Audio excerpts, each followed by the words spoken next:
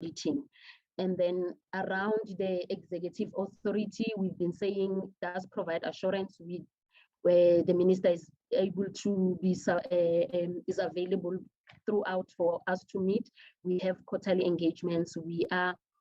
He's responsive in terms of assisting the entities to move from a state of affairs that's not desirable towards a better state of affairs, which is a clean audit, and eventually also being felt on the ground in terms of the entity's mandate. And then the internal controls, the internal audit, even though I did say that we are saying that entities are not using their internal control units effectively, in that information that's submitted to us is free from material misstatements. However, these entities do have internal audit in place. The internal audit executes its function as per the plans, and also it reports to the audit committee. So then, hence the green assessment. The audit committees, again, on all these entities that we've audited, it's a similar state of affairs. And then on the status of internal control, Chairperson, again, this will exactly talk directly both to the findings which have landed in the audit report, as well as to the findings that remained in the management report. IT issues in the main, again, there would have been minor IT issues that have been noted. In the main also, they are recurring issues. However, there is commitment and to move towards making sure that some of these IT, really, it's a low-hanging fruit. It's issues that they can be sorted out, the lack of governance policies in place. And then the next slide, Chair, again, we've just high-level highlighted what could have been the root causes. Just making sure that throughout the year, non-preventative controls are functioning to ensure that compliance, is maintained throughout the year. The reviewing process that should be there by each and every level, and also making sure then that the action plans that they are followed up and they are implemented throughout the year. And then we have the recommendations, which I did speak about as well throughout my presentation, in terms of making sure that there's effective action plans to address the audit findings. And then again, making sure that the internal audit function that is there is adequately being used. And then if you note, then we also just shared the last two slides, which talks about the progress on the special report, which we have done on the COVID, around the COVID audit on IDC, and then also just commented on our observation around the slowness sometimes of approving the loans, which also then puts the businesses in a financial distress, as they've already would have been in financial distress. However, then I think we've heard as well impactful engagement with the minister around this, and the commitment around making sure then that IDC does improve in terms of then making sure that the criteria around the funding is more accessible to respond, to the distress that is there. And then yesterday, there was a question, that's the end of my presentation, there was a question around the fact that, are we doing the audit on the support that's now been provided by the department, as well as National Empowerment Fund and the IDC. We have started engaging with the IDC auditors and the NEF auditors on this aspect. We also did give that feedback to the minister, where we anticipate to at least give feedback in a form of some report, where we're just indicating the controls around the situation that happened when now there's support on the economic recovery, on the distress that happened and the looting that happened, especially in KZN and in Durban. We are looking at those aspects where we will then give feedback to the minister of how this money was spent. We'll make sure then we look at issues around double dipping, and then also verify that some of the commitments that some of the applicants have made, that indeed the monies went to the people that were supposed to go to. However, we are anticipating that a full report then that talks to how this money was spent can be issued around January next year. Thank you very much, Chair. I will then take questions. Let's actually then get to the portfolio committee.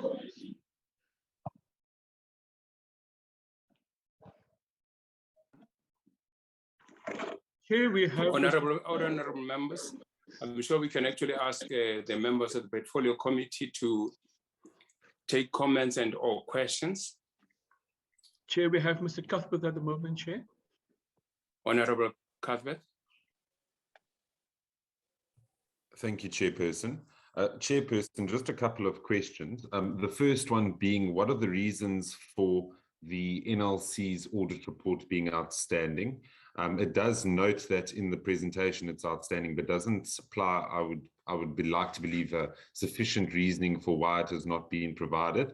And if there have been, terms placed on them allowing for a late submission, can that please be explained to us? Then secondly, also related to the National Lotteries Commission, there have been several matters that were referred to the Auditor-General's office prior, I know by one of our erstwhile colleagues, Mr. Waters, regarding certain funding that was given to organizations. However, the response was not positive, and there was no agreement on behalf of the Auditor-General's office to actually take those issues up. The other thing, and I think it's a broader issue related to the National Lotteries Commission, is that an organization that is currently under investigation by the Special Investigating Unit keeps on getting clean audits. Now, something doesn't necessarily make sense, and I understand that this has been fobbed off by saying, well, there's no controls once that money is being dispersed to specific organizations. However, what I'd like to then ask is, when you track irregular expenditure patterns, surely this is something that comes up of interest to the Auditor-General's office and something that they would like to institute some sort of remedial action for. I think it's incredibly important that where public money is being misspent, that the officials responsible for that are held to account. And I feel like despite the great work that is done by the Auditor-General's office, this has been something that I don't think has been given sufficient attention. And I'd like to urge them to give it more attention, because I think that it is going to pose more challenges going down the line. And we need to make sure that we are on top of any and every act of corruption that does come to our attention. So if I could just get a little bit of comment on that, I'd appreciate it. Thank you, Chair.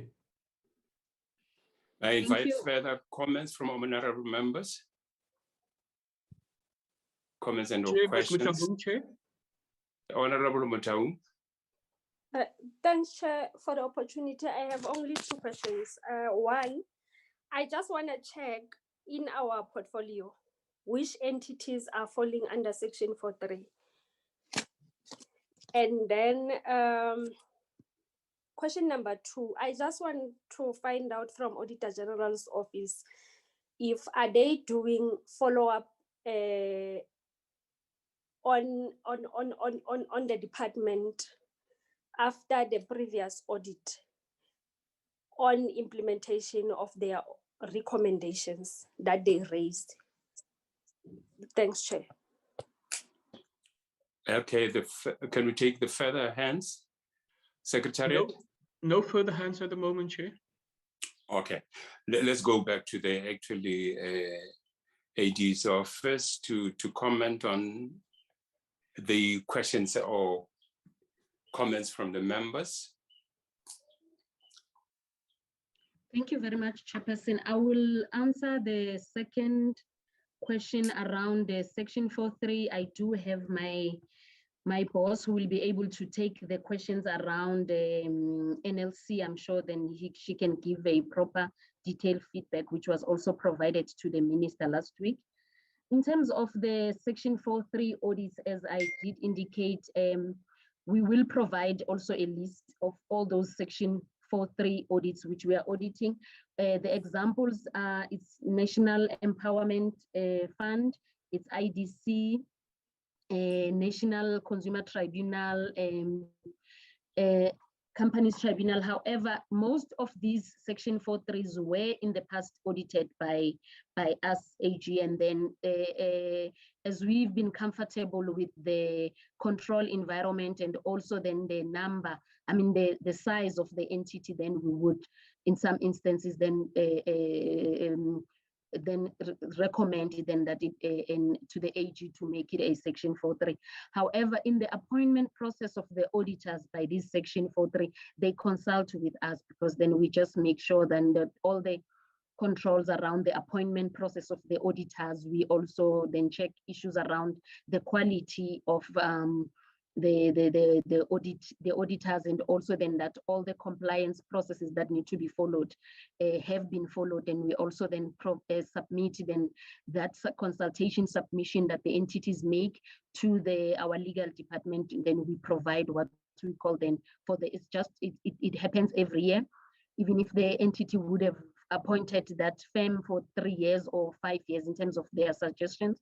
However, we do make, that consultation approval letter every year. They do the consultation.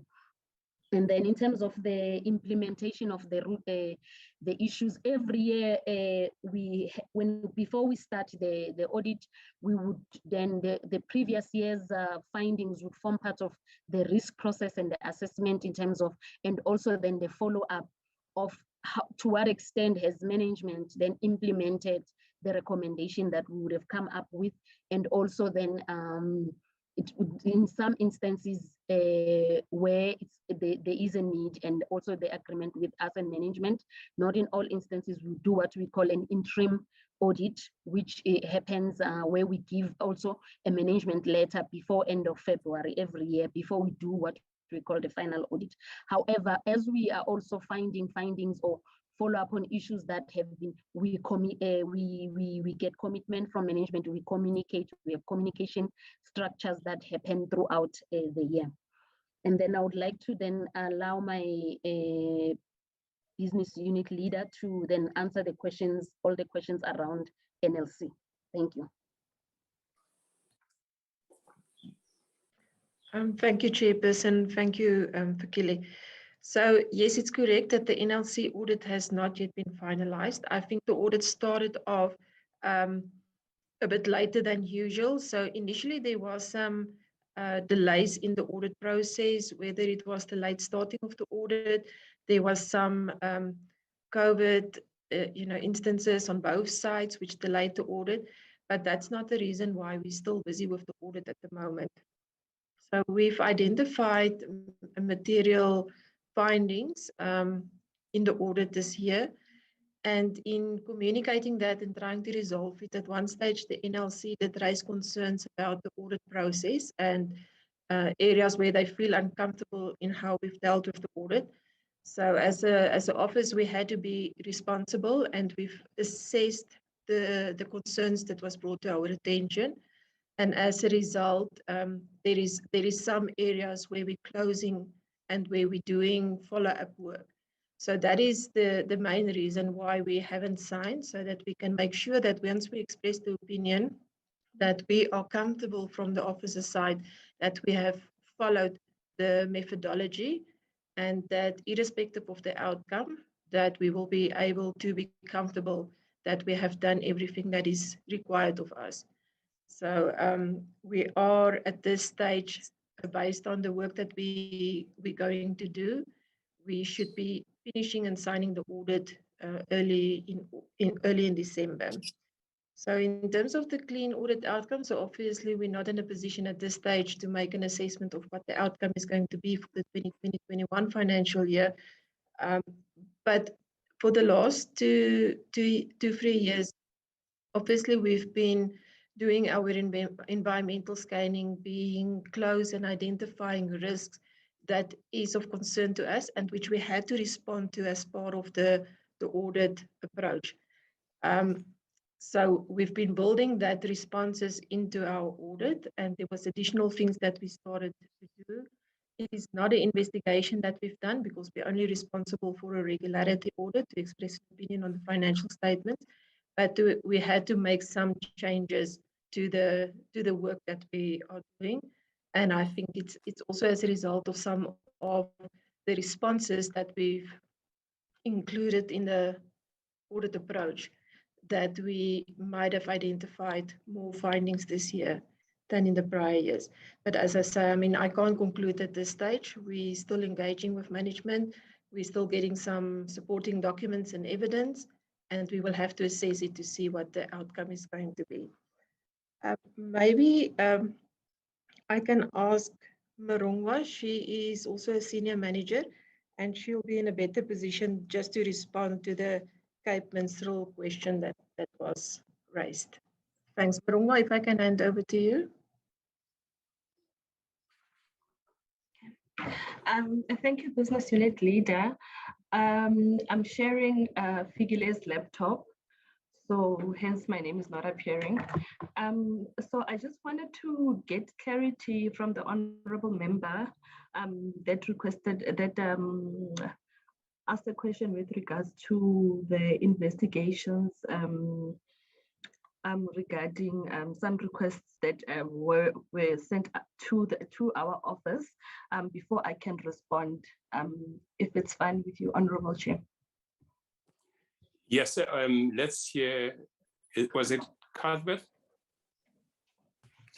Yes, thank you very much, Chairperson. Chair, just to clarify is that there was a request for further investigation into this matter and to ascertain how the money had been continually granted to that particular organization despite them being under investigation by other entities. And I just wanted to understand, why no further action was taken by the AG's office in this regard. Was it because it fell outside of their scope, or was it because there was not enough information that was forthcoming? So I just wanted to get clarity on that. Okay.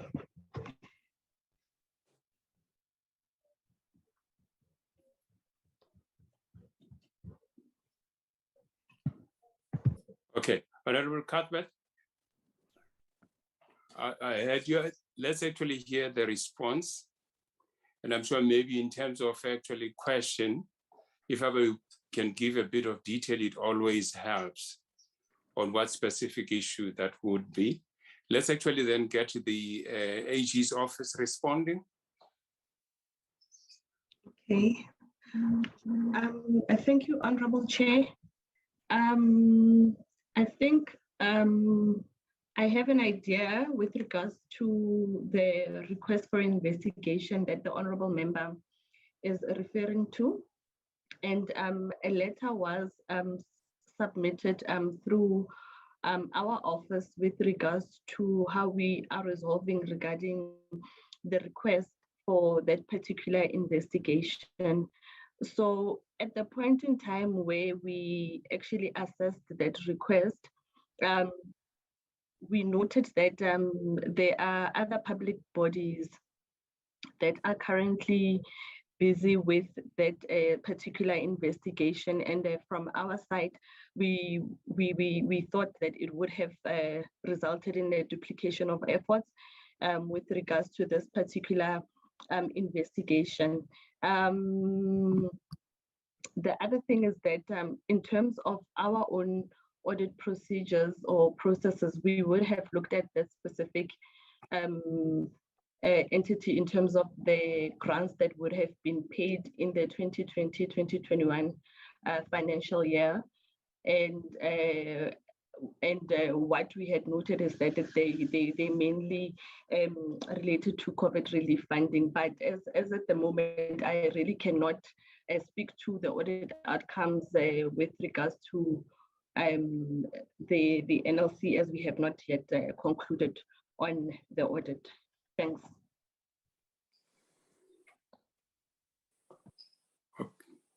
Okay, let's take further comments and response. If are there any? Chair, there is no further hands at the moment, Chair.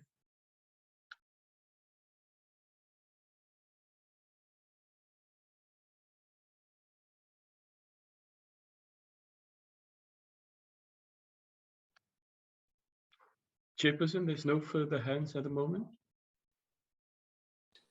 Yeah, no, thank you very much, Secretariat. I'm sure we can actually then be able to proceed. One would actually then have to ask the AG's office just on picking up on the follow-up issues or issues for information that we should be aware of as the committee. It might be actually quite helpful that we give an opportunity to the AGSA to actually speak to us around those issues, and then unless there are further questions, take the concluding remarks. Can we invite the AG's office? Thank you, Chairperson. I think I will give the platform to Ms. Maybeck, then we can just give the concluding remarks. However, in my opinion, there is nothing that from our side, from the audit perspective, that we would like to share with the committee, except that we appreciate and also the platform to be able to share the feedback, and also then the availability and also the openness in terms of the committee, what they can do, and in appreciation of the questions that have been raised, they make us go back and also where we need to enhance our presentation and the audit process, as the question has been asked around NLC. I think it's also as part of the conversations that continue to go on with the committee, as well as the executive authorities and also those that are charged with governance. I guess it's to improve also the status of the country and make sure that there is a service delivery on the ground. And also as the Office of the Auditor-General, we are seen as relevant in providing that kind of a support and making sure then that the portfolios committees are able to enhance their functions in this regard. So I think I will just have to provide then through our parliamentary section, the list then of the section 4.3. It was part of the slides. However, the slides, we've been received some flag in terms of the number of slides that we have. So I had to just decide which other slides I had to take out, but I will provide that information so that their members are aware of what are the section 4.3s that are there in the under the DTIC. Thank you. Unless are there any further, is that the concluding remark? We can then conclude on that. And we can actually then thank yes. Ms. Myburg still chair? Come again? We have Ms. Corne Myburg still from the agency. Okay. All right, go ahead. Thank you, Honorable Chair. And from my side, I just want to again thank you very much for this opportunity for us to share the audit outcomes and our insights with yourself and the committee. I think from my side, as a concluding remark, we want to commend the auditees that has been able to sustain their financially unqualified with no other findings. I think we encourage them to continue with the good practices that they are doing, maintaining their strong internal controls, the preventative controls that is in place. And we're also encouraged by some of the improvements that we have seen with some of the other entities. I think looking at NRCS, there is indication that there will be a review of the regulations to make sure that it is easier to resolve the finding around the time cutoff that has been identified, and that has resulted in qualifications for the past couple of years. So we're encouraged by the responsiveness of the department and the entity towards the findings and recommendations that we are raising. I think also in terms of the special report, if I can just highlight there, we did in a meeting with the Minister, insights were shared in terms of how these processes has been enhanced with the new funding that is being provided. Because as Fikile has mentioned, we did raise the slow approval processes as a concern during our special report. And we're encouraged by the initiatives that has been shared with us.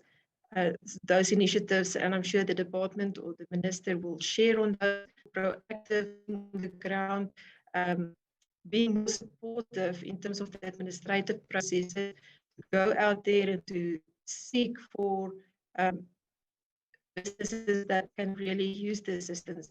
So we encouraged by the responsiveness in terms of the IDC, and as Vakili has mentioned, we are going to do work as part of a more real-time work that we're going to do on the new financial support that is being issued at the moment.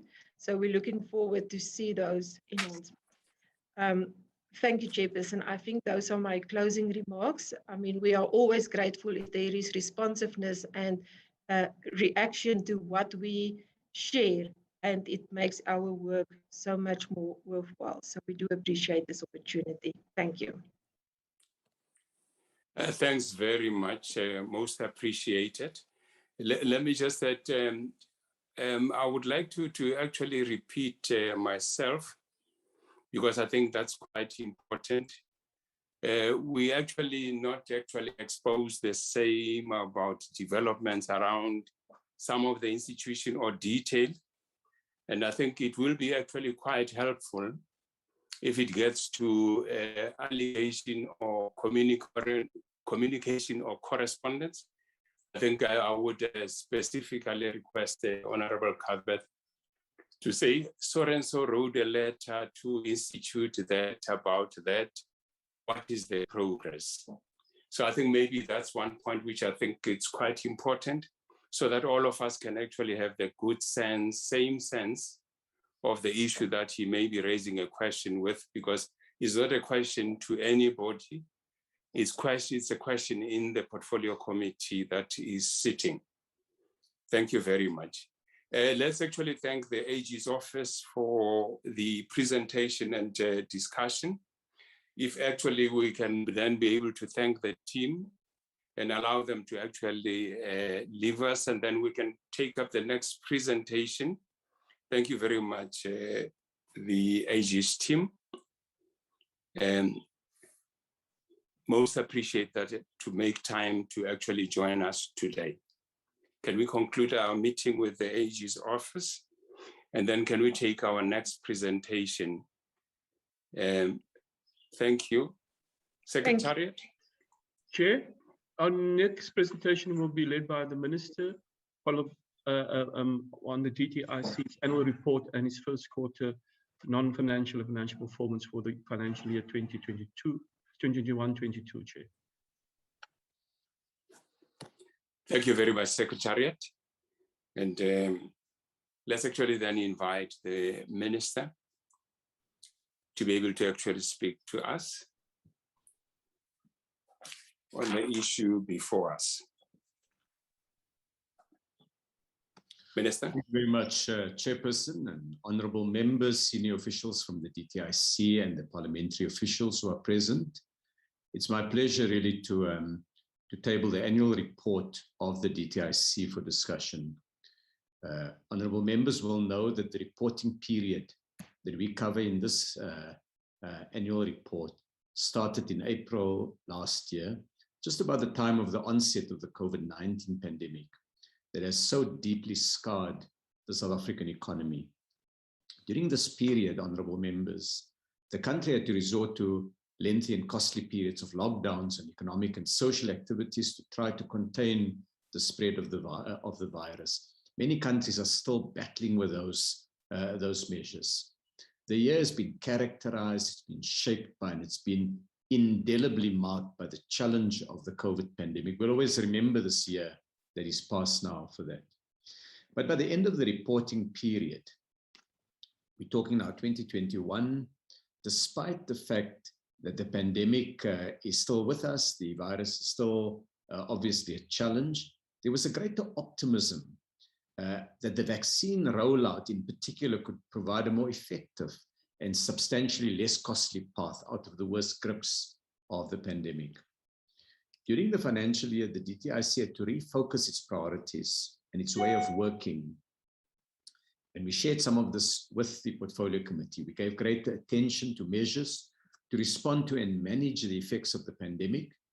And we had to use new ways of working, online work methods to deliver to citizens. The report, of course, it's a thick report. It contains the details of work done by the department. And I want to highlight really just a few areas in my remarks. The report itself, and I have a copy here, provides an account of the department's work, but by necessity, we had to choose a few areas to highlight. The work is complemented by the reports of the other 17 public entities. So in this report, we won't specifically deal with the work of many of the other entities, but taken as a whole, they represent the efforts of public servants working with private entrepreneurs and worker organizations under very challenging circumstances. There were a number of highlights, like the decision of Coca-Cola to enable significant share ownership by thousands and thousands of ordinary workers, like the outcomes of some of the master plan efforts that really represent the start of a deeper sector partnership with its challenges, with its difficulties, but the start of that partnership, like the opening of new production facilities that provide jobs for young people, and like the audit outcomes for the vast majority of the DTIC entities. But there were also quite significant challenges, like the damaging impact of the pandemic on businesses, the sluggish service delivery at times as we had to reorient to new circumstances, like the challenges in a few entities, including audit findings in some of those entities. And of course, the need to step up the focus at district level to better address the problems of rural South Africans. There's work in progress, such as building a new department with a new vision and a focus on impact, which includes strengthening technical and management skills in public service. Sorry, Chairperson, is there a challenge with the audio? Yeah, your line is sort of breaking. We couldn't hear you. I'm not sure if it's only me. It's only you, Chair. We couldn't hear you properly. On me. Sorry. Continue, Minister. I'm so sorry, Chairperson, for the challenges you have. But I was really talking about the fact that there's still some work in progress. I mean, they include addressing red tape and making it easier for small businesses to grow. Honorable members will recall that as the first evidence of the spread of the virus emerged, government departments, businesses, everybody had to adjust. And we initiated discussions as the DTIC on new partnerships. Those discussions led to the formation of the Solidarity Fund in March last year, bringing together a partnership between the business sector, government, organized labor, and community structures. And this approach has now been repeated in a number of ways during the reporting period, from partnerships with retailers to manage panic buying and supply lines of essential goods, to working with trade unions to improve health measures for essential service workers. Early in the pandemic, it was clear that global supply lines were being disrupted, and most strikingly, that there was a massive shortage developing across the world for critical medical goods required to fight the virus. Now, we've long viewed South Africa's industrial base as essential to long-term economic growth, and we've invested considerable policy and financial resources in nurturing and developing our industrial capabilities as a country.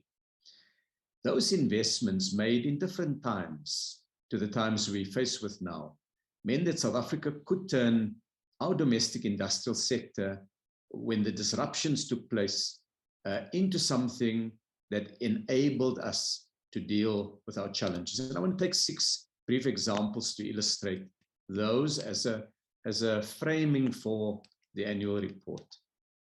The first is face masks. When the pandemic started, using all of the capacity in the country, we were only able to manufacture about 6 million units of health standard face masks. Those are the ones that doctors and nurses use in a clinical setting. And by ramping that capacity up, we now have the capacity to produce more than 16 million units per month. The second one was ventilators. At the start of the pandemic, we were struggling all over trying to find more supplies of ventilators. But following the request for proposals issued by the department, 20,000 CPAP ventilators were manufactured locally, from design to prototyping, funding, regulatory approval, scale manufacturing, testing them, quality control, and so on, all in the matter of months. We learned quite a bit in the process. The third was hand sanitizers. A very large local industry grew from the decision that South Africa made to redirect ethanol to produce hand sanitizers, creating jobs and generating billions of rands of value addition. And of course, also giving us a product that was very effective in limiting the spread of COVID-19. The fourth area was medical supplies. We were able to ramp up local supply of vitamin B and vitamin C, as well as vitamin D, zinc supplements, dexamethasone, and betamethasone, and of course, even our oxygen supply to enable these medications and essential supplies to be available to citizens. The fifth area was vaccine production. A number of years ago, honorable members will recall, the president announced at the investment conference that a South African company, Aspen Pharmacare, was investing in its facilities in partnership with government. Holding that capacity enabled Aspen to successfully tender to manufacture vaccines for J&J. And that first vaccines rolled off the production line this year in the Eastern Cape. And it's now the only COVID production facility for vaccines anywhere on the African continent. And it's the largest J&J contract facility in the world. And we're now prioritizing all of the production for the African continent. We also worked with the German government and BioNTech that led to a South African company, BioVac, being selected for contract manufacturing of the Pfizer vaccine. And the department, with other departments, engaged with Nantworks that contributed to the announcement of the multi-billion rand health research partnership with South African institutions that we really hope holds the promise of possible local production if the technologies pass the final stages of testing. And the sixth and final area is anesthetics. During the period of the annual report, work was done that enabled South Africa very recently, a few weeks ago, to open its first anesthetic line in Gqeberha for Diprivan, which is a sedative drug that is used in many different settings. It's used, for example, by COVID patients when they get treated and they're on ventilation in ICUs. But it's also used in standard operations and medical procedures. And that drug will turn Gqeberha into one of the world's largest and most important general anesthetic sites. It's created new jobs, new opportunities for young people. And it's again a result of the investment made at the announcement made at the investment conference. Now, I cite those six examples, knowing that they need to be complemented with other things. So we've done strong advocacy during the period of the annual report at the World Trade Organization for a waiver of certain intellectual property provisions in the TRIPS agreement. We've funded industrial firms through the NEF and the IDC, and we've procured healthcare products as a state and other organizations like the Solidarity Fund that help to bolster South African manufacturing.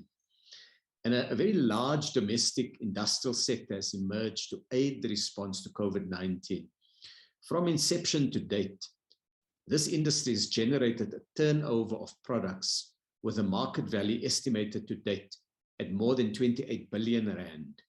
And it's accounted for exports of many billions of rands of products to other countries. They show South African ingenuity and enterprise at its very best. But they also show the importance of developing strong industrial capabilities to address the challenges and opportunities in an uncertain period of history. As the annual report indicates, the DTIC worked on a vast front to address the COVID challenges, which included many other areas from protecting consumers to facilitating collaboration by firms through using the flexibility in our legal regimes, through trade measures to keep African supply lines flowing, and so on. The feedback that we've received from the Auditor-General, both today and in the discussions they've had with the Ministry, and the feedback that I know we will receive from the Portfolio Committee today, will, I hope, help to improve the DTIC services. With your permission, Chairperson, may I invite the Acting Director General to take us through a presentation that will highlight a few areas of work. There's more detail in the annual report, and she would then be followed by the CFO, who will take the committee through the financial report of the department. Thank you, Chairperson, and with your permission, to the Acting Director General. Thank you, Acting DG. Thank you, Minister. Thank you, Honorable Chair, and good afternoon to the honorable members, to my colleagues on the call. I think before I start, Chair, I would just like to recognize all the DDGs who are part of the discussions today. In no specific order, DDG Stephen Hannibal, our Chief Economist, Sarah Chwani, our Deputy Director General responsible for corporate services, our CFO, Shabir Khan, our DDG responsible for corporate and consumer regulation, Evelyn Masocha, our head of Invest SA, Eunice Hussein, our head of incentive administration, Ms. Susan Mangole, our acting DDG for economic transformation and special economic zones, Jacob Maputa, our acting DDG responsible for competition matters, Tanya van Mielis, and a number of chief directors who have also joined us for this session. I will start with Willem van der Spey. He is a chief director responsible for exports. Ms. Wongiwe Masvangise, she is the chief director in the office of the DG. Dr. Chenge Dimana, our chief director responsible for technical infrastructure. Ms. Mpora Matla, she is chief director in the office of the CFO. Ms. Irene Ramafola, also chief director in the office of the CFO. I'm sure I have already recognized Ms. Nondombi Matomela, who's our acting COO. These are the names that I'm aware are part of the deliberations today. And the presentation that I'm presenting to the committee today is the result of collective output of this team. Chair, I will start with the economic overview, and then after that, the strategic imperatives of the department, our annual performance report summary, and then go into some of the highlights, some of which Minister has already touched on, and then the CFO will deal with the financial performance of the department for the year in question. Chair and honorable members, as you would be aware that in the year in focus, as Minister had indicated, the whole globe was dealing with a pandemic, and no one understood how it would unfold, and that level of uncertainty, we saw it also having an effect on economic performance globally, with global growth, which remained sluggish for that period, and also a reflection of supply disruptions in advanced economies.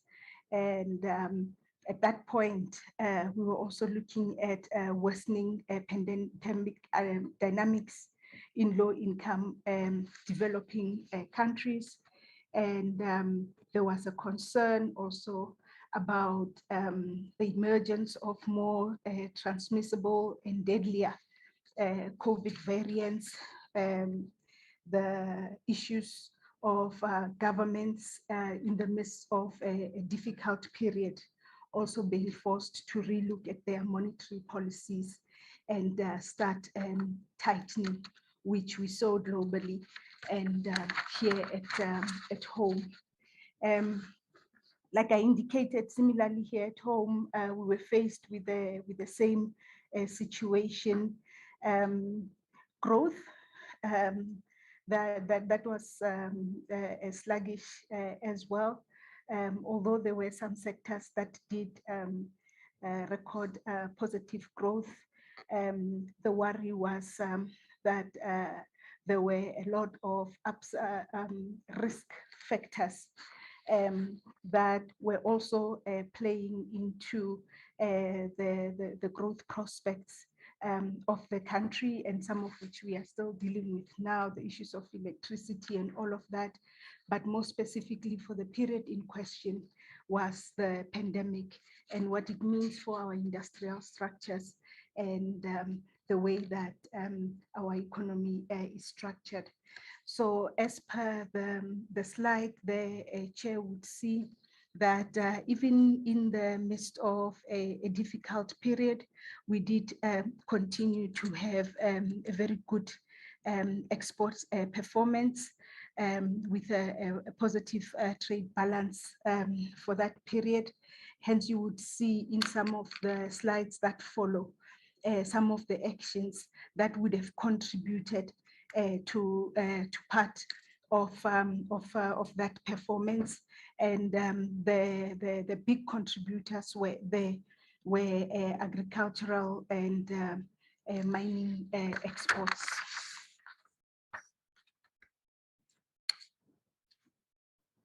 I wouldn't go into details on this slide. Suffice to say that even in the midst of this very challenging period, we continued with the work that needed to be done to build an economy that is competitive, that is inclusive,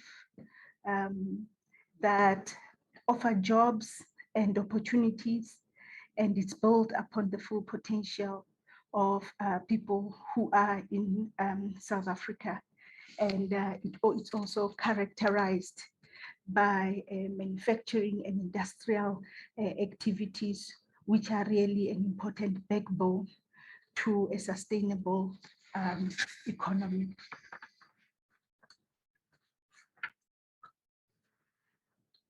I would then just turn to the next page, reflecting on our annual performance through the different programs. As I had indicated, you would see that some of the highlights that we will discuss later would reflect some of the important contributions that each of these programs were able to achieve in the period in question. As you can see, Chair, of the 35 key performance indicators that we had set ourselves to achieve, we were able to achieve 33. We have in our quarterly reports already indicated to Parliament that in some instances, as Minister already indicated, we had to transition in terms of how we do business, particularly how we do business with the rest of the world. Because as the world was shutting down, particularly physical interactions, we were also being forced to relook at our model of business and transition to online activities so that we don't lose our export footprint and we continue to give as much opportunity as it is possible to both our established, our emerging, and our aspirant exporters to be able to participate in the global economy under very difficult circumstances. So you will see there that in one of our programs that focuses on export development, we're not able to achieve 5, but we achieved 4 of the 5. And the one target we didn't achieve was the physical engagements, which we would ordinarily have committed ourselves to do in partnership with industry. All of those were done online. And our main focus was to ensure that we do have systems that would be able to support our enterprises to still be able to showcase their products and have access to markets. The other area where we were not able to achieve all the target we set ourselves was in the administration area. We had set ourselves a target of 8 KPIs, and we were able to achieve 7. Right there as well, because we were transitioning, we were dealing with 2 issues. We were transitioning in terms of the way that we do business, even internally, under different levels of strict regulations to manage COVID. And then the second issue, we were merging as a department, the Department of Trade, Industry and Competition, from 2 different departments, the DTI and the Department of Economic Development. The KPI at that point that we had set ourselves was to ensure that that merger takes place. That part we met. The part that we didn't meet was then the optimization that follows. Now that work we have by and large completed, hence we are ready even in other instances to effect key appointments that must then help us drive the work forward and embed a culture of working that characterizes how the department must respond to its mandate. On the achievement side, in program 1, as we've done it for many years, we've met our target for women in senior management positions. We are sitting at 53%. We've continued to keep a record of paying creditors within 30 days. We have also contributed to the work of training staff by bringing in youth and making sure that they are exposed to the work that we do, in that way giving them skill and allowing them ability to take care, to be able to take any opportunity that they may be exposed to or that would come their way.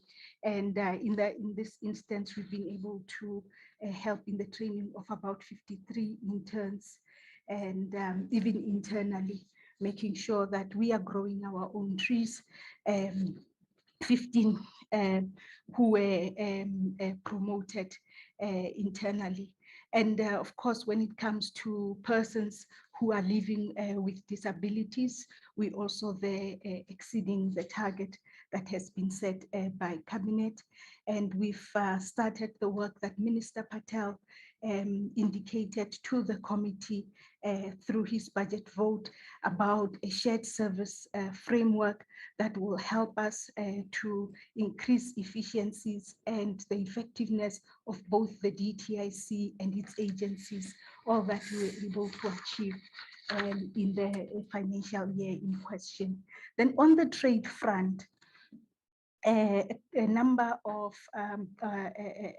important victories. The Minister has already spoken about the TRIPS waiver, so I will not go into it, but the rest which may be worthy of noting is the Africa Continental Free Trade Area negotiations that members would be aware of, that in the year in question, South Africa was also chair of the large parts of that year and of the negotiations as well. And we were able to push that we get legal and technical basis for trade to then take place under the Africa Continental Free Trade Area, and working with our member and sister countries in SACU, we were also able to ensure that we put an industrialization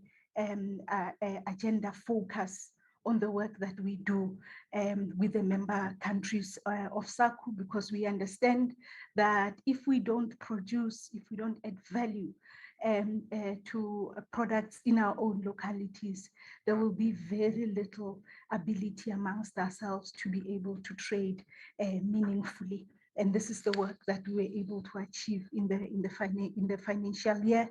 And we have moved with speed to conclude some of the most important discussions around the rules of origin. Of course, that remains still a discussion point, but a lot of progress has been achieved as far as that is concerned. Then we worked with the UK to ensure that through their Brexit discussions and how they would be leaving the EU, that however that was to work out, that it presents no disturbance to our exports in those markets. And this would include both manufactured exports and agricultural exports. Hence, I was mentioning that that trade surplus is also an indication of some of the work that we've been able to do to stabilize the trade environment for our companies and ensure that their market is fully opened and that access is not disturbed.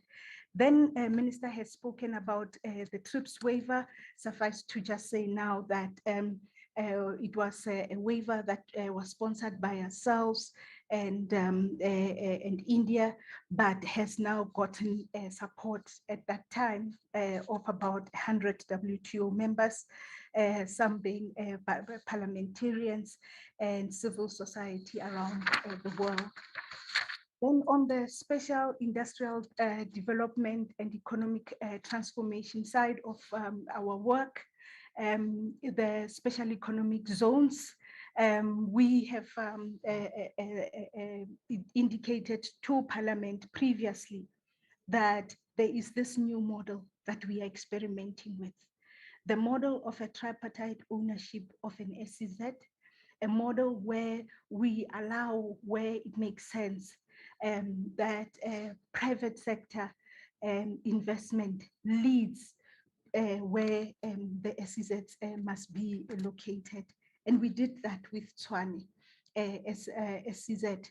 It was one of those SEZs where within a space of 8 months, we were able to get a fully subscribed SEZ that had within its precincts 4.3 billion worth of investment, and those investments were immediately linked to an off-taker, and in this case, it was Ford, who themselves were putting down 16 billion worth of investment to upgrade their own facilities. So it's a model that we know now works, and it's a model that we are pushing in all the new special economic zones that we will be embarking on. We also established project management unit that is headed by former DG Lionel October.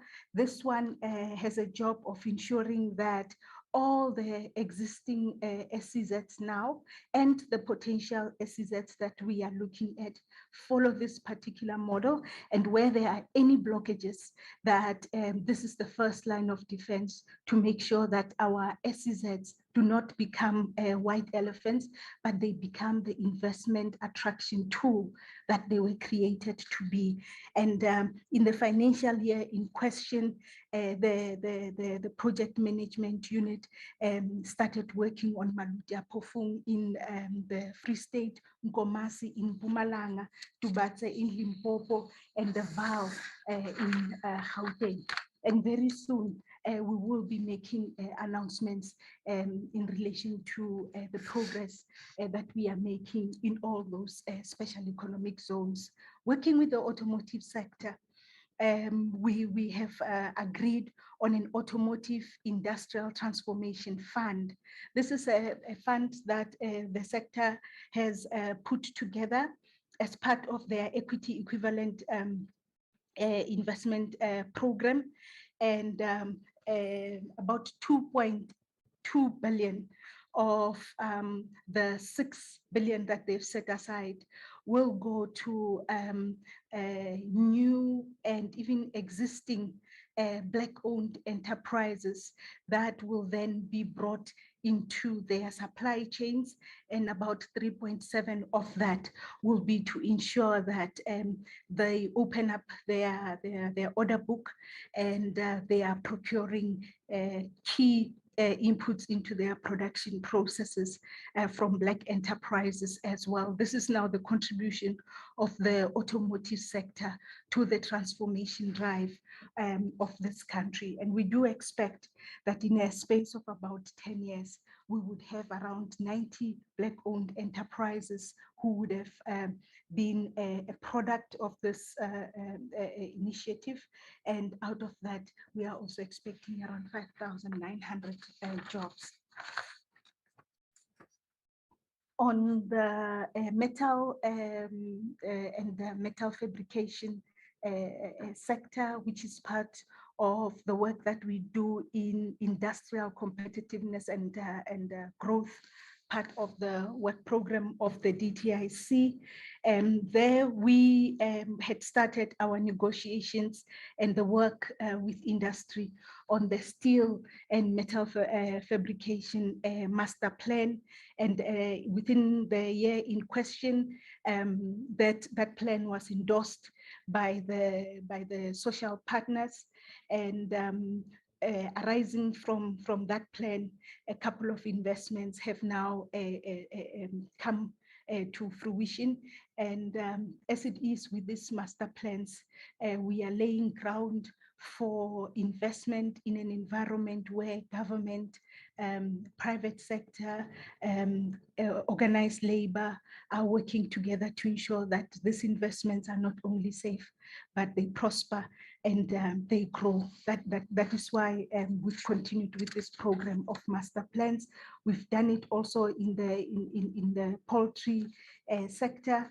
And in the year in question, the biggest achievement there was the increased number of birds that then came into the fold at the back of the commitments that all the important partners were making.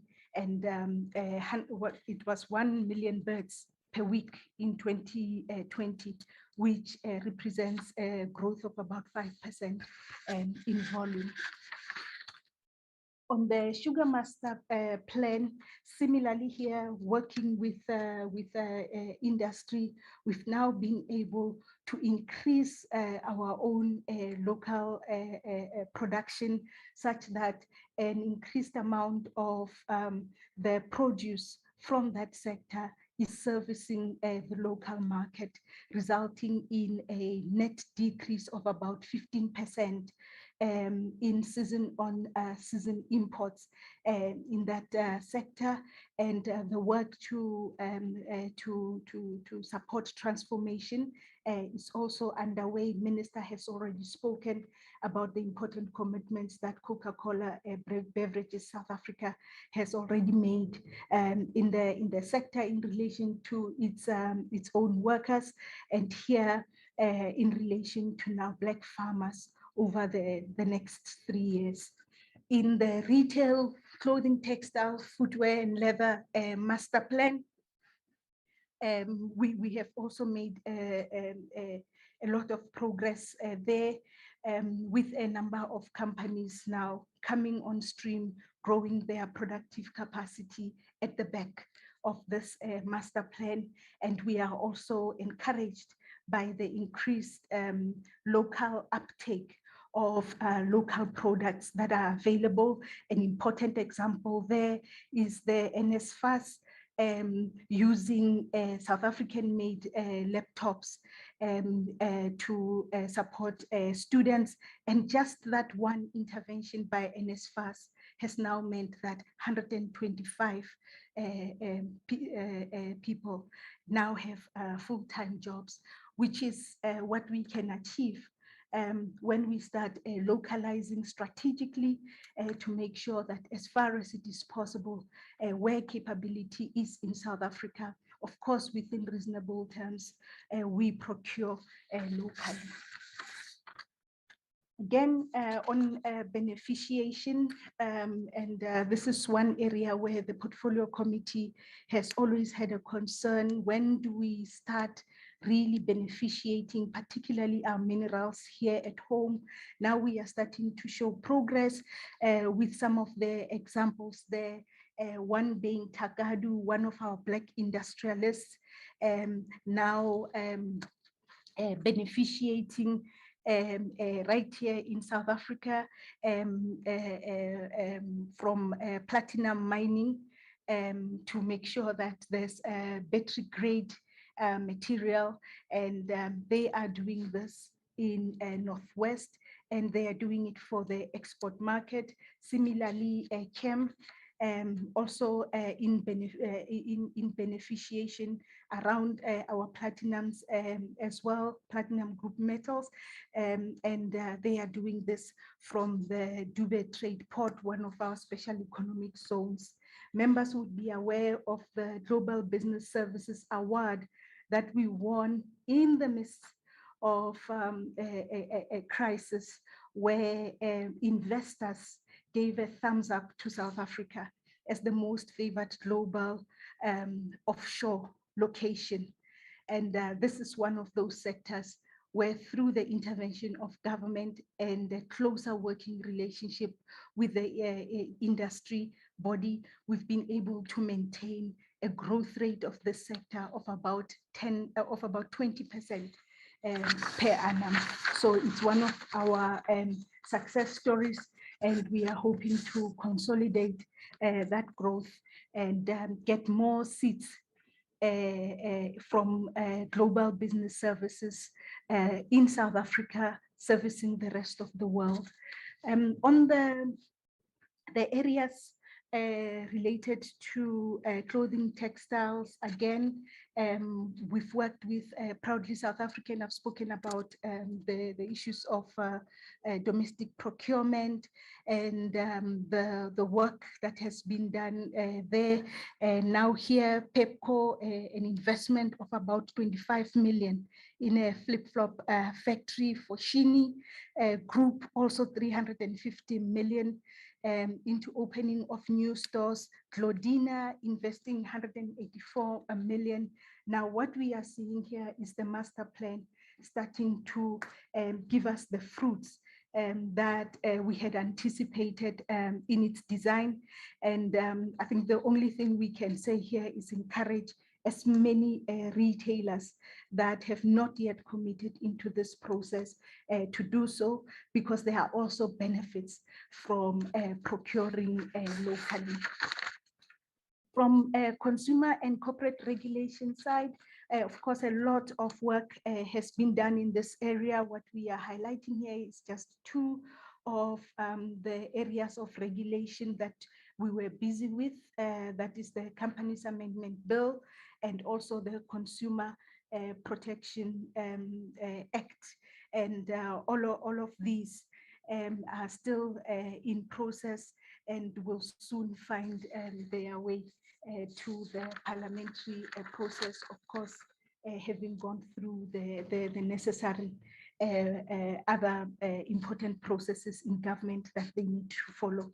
On industrial financing, in a challenging year, we were still able to support 216 investment projects. And we did this through a mix of grants, loans, and taxes. And we were able to support maintaining of about 22,272 jobs, and we attracted 27.9 billion of investment into the economy. The slide that follows just shows a breakdown on some of the enterprises that were supported. As I'm indicating, these are some of the enterprises that were supported, of which 111 were Black-owned enterprises and Black industrialists. Some of them were women-owned, youth-owned, small and medium enterprises. Of course, we still had a number of film productions that were also taking place. And we are very much proud of the emerging aquaculture that we are partnering with industry on. And for the year in question, while it may seem like a small number, it's an emerging sector, and we're looking for bigger things to happen there as our partnership with industry crystallizes. As you can see, a number of companies that we supported, about 8% of them are between level 1 to 4 BBBEE compliance, and then with the remainder being between 5 to 8 level of compliance. On the next slide, this is the provincial split, just to give members a sense of where the projects that were supported are located. And again, the issue that we continue to raise here and raise with specific provinces and different municipalities is the issue of support in areas where industrial activity is not concentrated. We're working very closely with our colleagues in the Special Economic Zone unit to see how do we support some of these provinces much more targetedly. Provinces like the Northern Cape, who receive very limited support from us. We've already engaged with them as a province, and there are a number of projects that we are now going to take forward with them. Then on the export drive, I've already indicated some of the challenges that we've had to deal with there. But even with those challenges, we continued to do what this area of work is meant to do, which is to unblock any export challenges and make sure that there is, as far as possible, a seamless market access for our exporters. What we're doing in this slide is to share with you some of our successes in as far as our aspiring exporters are concerned. We've continued with the training for emerging exporters, and of those that we have trained, a large amount of them were women and they were youth-owned enterprises as well. And we've been able to unlock a number of challenges that our exporters were faced with during this period. And we've worked with some of our provincial agencies, including Westgrow, in order to make sure that our products continue to receive that market exposure that is very important for them to be able to materialize any access that, that is available to them. Then on the inward investment attraction and facilitation and aftercare side of the DTIC's work, again here, important milestones that we were able to achieve in relation to the big target of bringing in 1.2 trillion over 5 years. We are on track to make sure that we still achieve those targets. despite a number of curveballs that we are having to deal with. And in the slide that follows, what we show is the transactions that support the statements that Minister had said earlier. This is in relation to some of the work that we've had to do to support companies through the COVID management season that we had to go through, and to make sure that they are able to adjust, and those that were deemed as essential services, that those supply chains were not disrupted. Then on the, again, continuing on the investment attraction and facilitation and aftercare, continuing work with a number of companies, again, within South Africa, to ensure that the investments grow unimpeded, and where there is any facilitation that is required to be done, that we are able to come in and support. And this will range from the automotive sectors. You can see there the work that we've done with Ford, with VW, with Toyota, with NACAM. NACAM is the South African Association of Component Manufacturers, in the pharmaceutical sector, and also the various sectors that are here. We also mentioned that global business services sector, which we were able to keep open, and by doing so have now put South Africa on the map in as far as de-risking of back office work is concerned. And hence we are seeing that big growth in this sector, that all hands are on deck now to make sure that we consolidate this, and we get as much value out of this award that we received of being the best investment destination for global business services. We continue to share with the members some of the successes that we've been able to achieve, assisting a number of companies with some of the issues they would have had to deal with, in part to help us respond to the COVID pandemic, and in other parts to be able to assist them in exporting to neighboring countries. Then on the competition front, of course, in addition to some of the work that just had to be done to just monitor that there wasn't any price gouging and any exploitation of consumers through a very difficult time. The DTIC was also keeping an eye on some of the measures that were taking place in the economy, and there were some which the department was then a part of, and in doing so, we always are concerned about securing jobs, creating jobs, and expanding opportunities.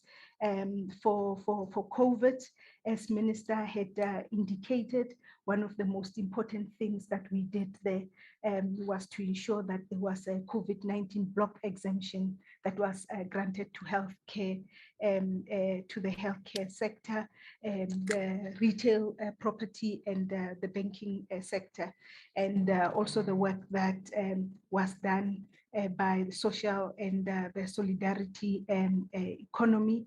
And this is work that would potentially we would expose members more and more to, as we finished the thinking of it, and now are experimenting with different interventions to see how we can then have a thriving social and solidarity economy.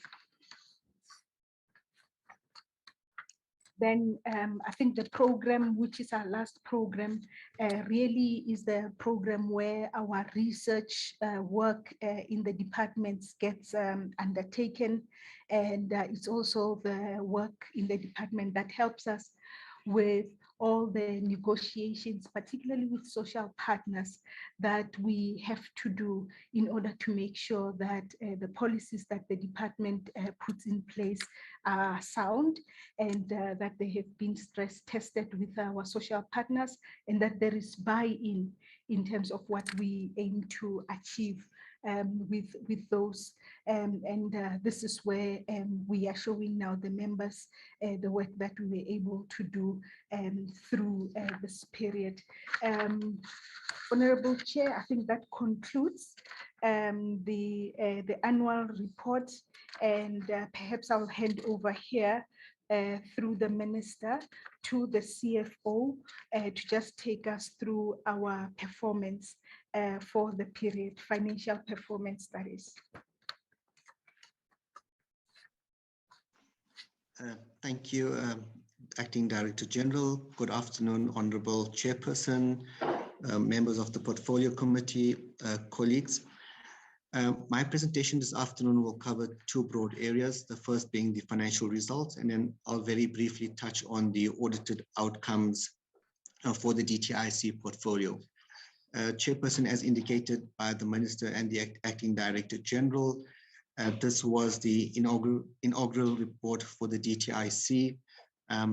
The 2020-2021 financial year marked the first consolidated set of financial results following the merger of the two former departments. And as part of this merger, we've seen the consolidation of all the assets and liabilities for the two former departments. If we go into the appropriation statement and some of the budget highlights, as already indicated, we did see quite a massive reduction in the budget during the special adjustments budget in June last year. And then furthermore, we've seen a further adjustment in the midterm adjustment, which happened in October. And this was largely to deal with the health crisis that as a country we were facing, and to ensure that the Department of Health and those sectors were adequately funded. In terms of the DTIC's response, we partnered with the IDC and the NEF, and we set up a facility that supported companies or distressed companies who needed working capital support. As part of the budget reprioritization, we also supported the Competition Commission with an additional 21 million rand to assist them in carrying out their new functions as per the Act, and also to assist them in terms of the number of investigations that they had to carry out as part of the state of disaster and that we've seen last year. We've also seen that as part of the broader presidential employment stimulus, an additional 120 million rand was allocated. We put a bid to the presidency and National Treasury, and we were awarded an additional 20 million rand. And this was to support companies in the global business services sector. And as the acting DG has indicated, we've seen a growth in the job prospects in this industry. If we look at the next slide, which contains some of the financial performance, as indicated, the annual financial statements and the annual report was audited by the Auditor-General, and I think the broad financial results are included, or the very detailed financial results are included in the annual report. But as per the audited results, the DTIC spent 97.5% or 9 billion rand of its allocated budget, while also achieving 33 out of the 35 key performance indicators. Of the 9.04 billion rand, 4.75 billion rand was dispersed to various beneficiaries across the incentive programs, with 207 projects being supported through funding mechanisms such as grants and loans. We've also seen 1.66 billion rand, which was transferred to our public entities. And there are a number of them. In fact, we've got 17 public entities in the DTIC stable. We've also disbursed 838.57 million rand to various external programs, such as the clothing and textile program and a number of other programs at the CSIR. We also transferred monies to non-profit organizations like Proudly South African, as well as the Centurion Aerospace Village. And we've also contributed monies or dispersed monies to a number of international organizations in which South Africa is a member of. Our operational expenditure for the year was in the region of 1.6 billion rand, which accounts for 17.9% of the total budget. If we look at the performance on the next slide, on a program level, this is literally a snapshot of the expenditure per program. And as the acting DG has already provided a very detailed report per program. We also see here a report on the economic classification, which contains the current expenditure, our transfers and subsidies, and you'll see within this area, there's a number of different programs, such as the incentive programs, our departmental entities, which we transfer monies to, our external programs, non-profit organization, membership fees, and households. We've also spent around 42 million rand for capital assets, and this was literally to support the business in a way that allowed more mobile working, and to provide the colleagues with the instruments so that they could still work whilst we were in hard lockdown. If we quickly move on to the next slide, and here is just a number of highlights which we wanted just to lift and indicate to the portfolio committee. Our total expenditure was 9 billion rand. In terms of capital projects, we've seen a number of big capital projects which we've funded, and I think, as the acting Director General has indicated, the big project in Tshwane, which is the Tshwane Special Economic Zone, and a number of the industrial parks which we have supported as well.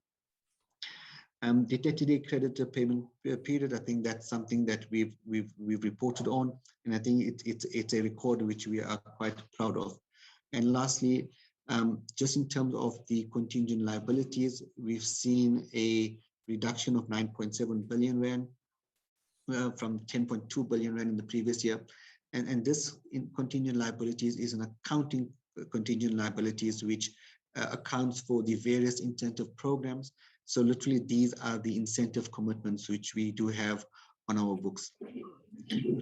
If we quickly move on to the next slide, here we include the audited outcomes, and this is really to complement the earlier presentation from the Auditor-General. These include the Section 43 audits, and I think there was a question from from Honorable Motuang around the Section 43 audits, and literally this provides a snapshot of the entire portfolio. We've had 16 entities that had unqualified audits, which equates to 89%. 12 of them which were unqualified with no findings, 4 of them with findings. We had one entity with the qualified audit, and I think the Auditor-General has went into that detail. The next slide literally provides an overview of the areas which the Auditor-General has raised some findings, or the external audit firm has raised findings, and literally most of them were in the area of non-compliance, and this is an area which I think the Auditor-General has highlighted to the department that it's an area which requires improvement, but I think it's also an area which we would then also take up with the accounting authorities of the different entities. Chairperson, this is the end of my report, and I will then hand over back to the Minister. Thank you, Chairperson.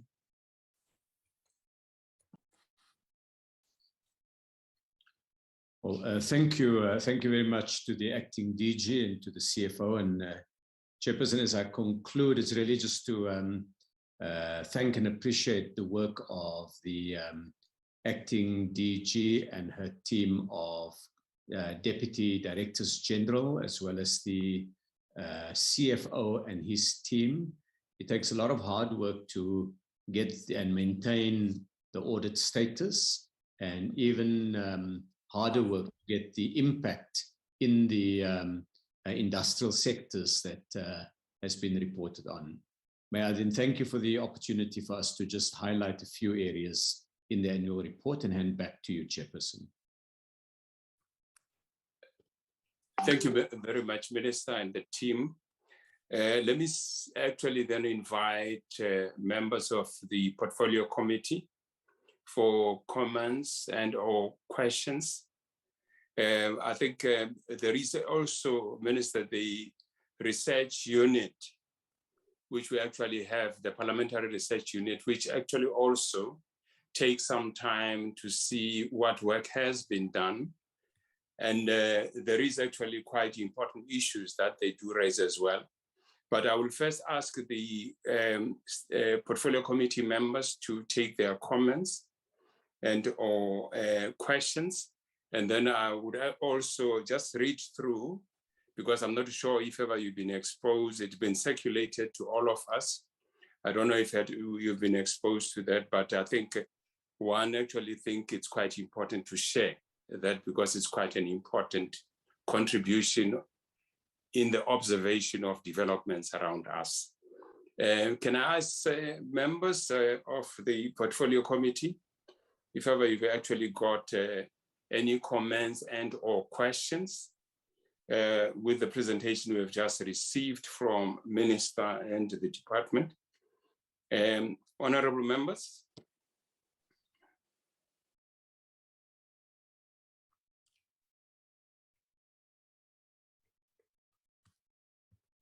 Can I invite honorable members to comment and or ask questions? Chair? Yes, We have Mr. Secretary. Mbuyane, Chair. Honorable Mbuyane. Chairperson, thank you very much for the opportunity. Chairperson, let me first welcome the report presented by the department and appreciate the department in terms of hard work that they were able to do during this COVID period. However, Chairperson, I just wanted two clarities here in terms of the master plan. How were they able to assist the sugar master plan process, and how far is that process? And also raise a concern, Chairperson, in terms of the rural development program that seeks to assist rural communities. I don't see much in terms of the FDIs there, where NEF and IDC were able to assist on those rural provinces. Also, I'd like to appreciate and welcome the presentation in terms of the SEZ in Mpumalanga.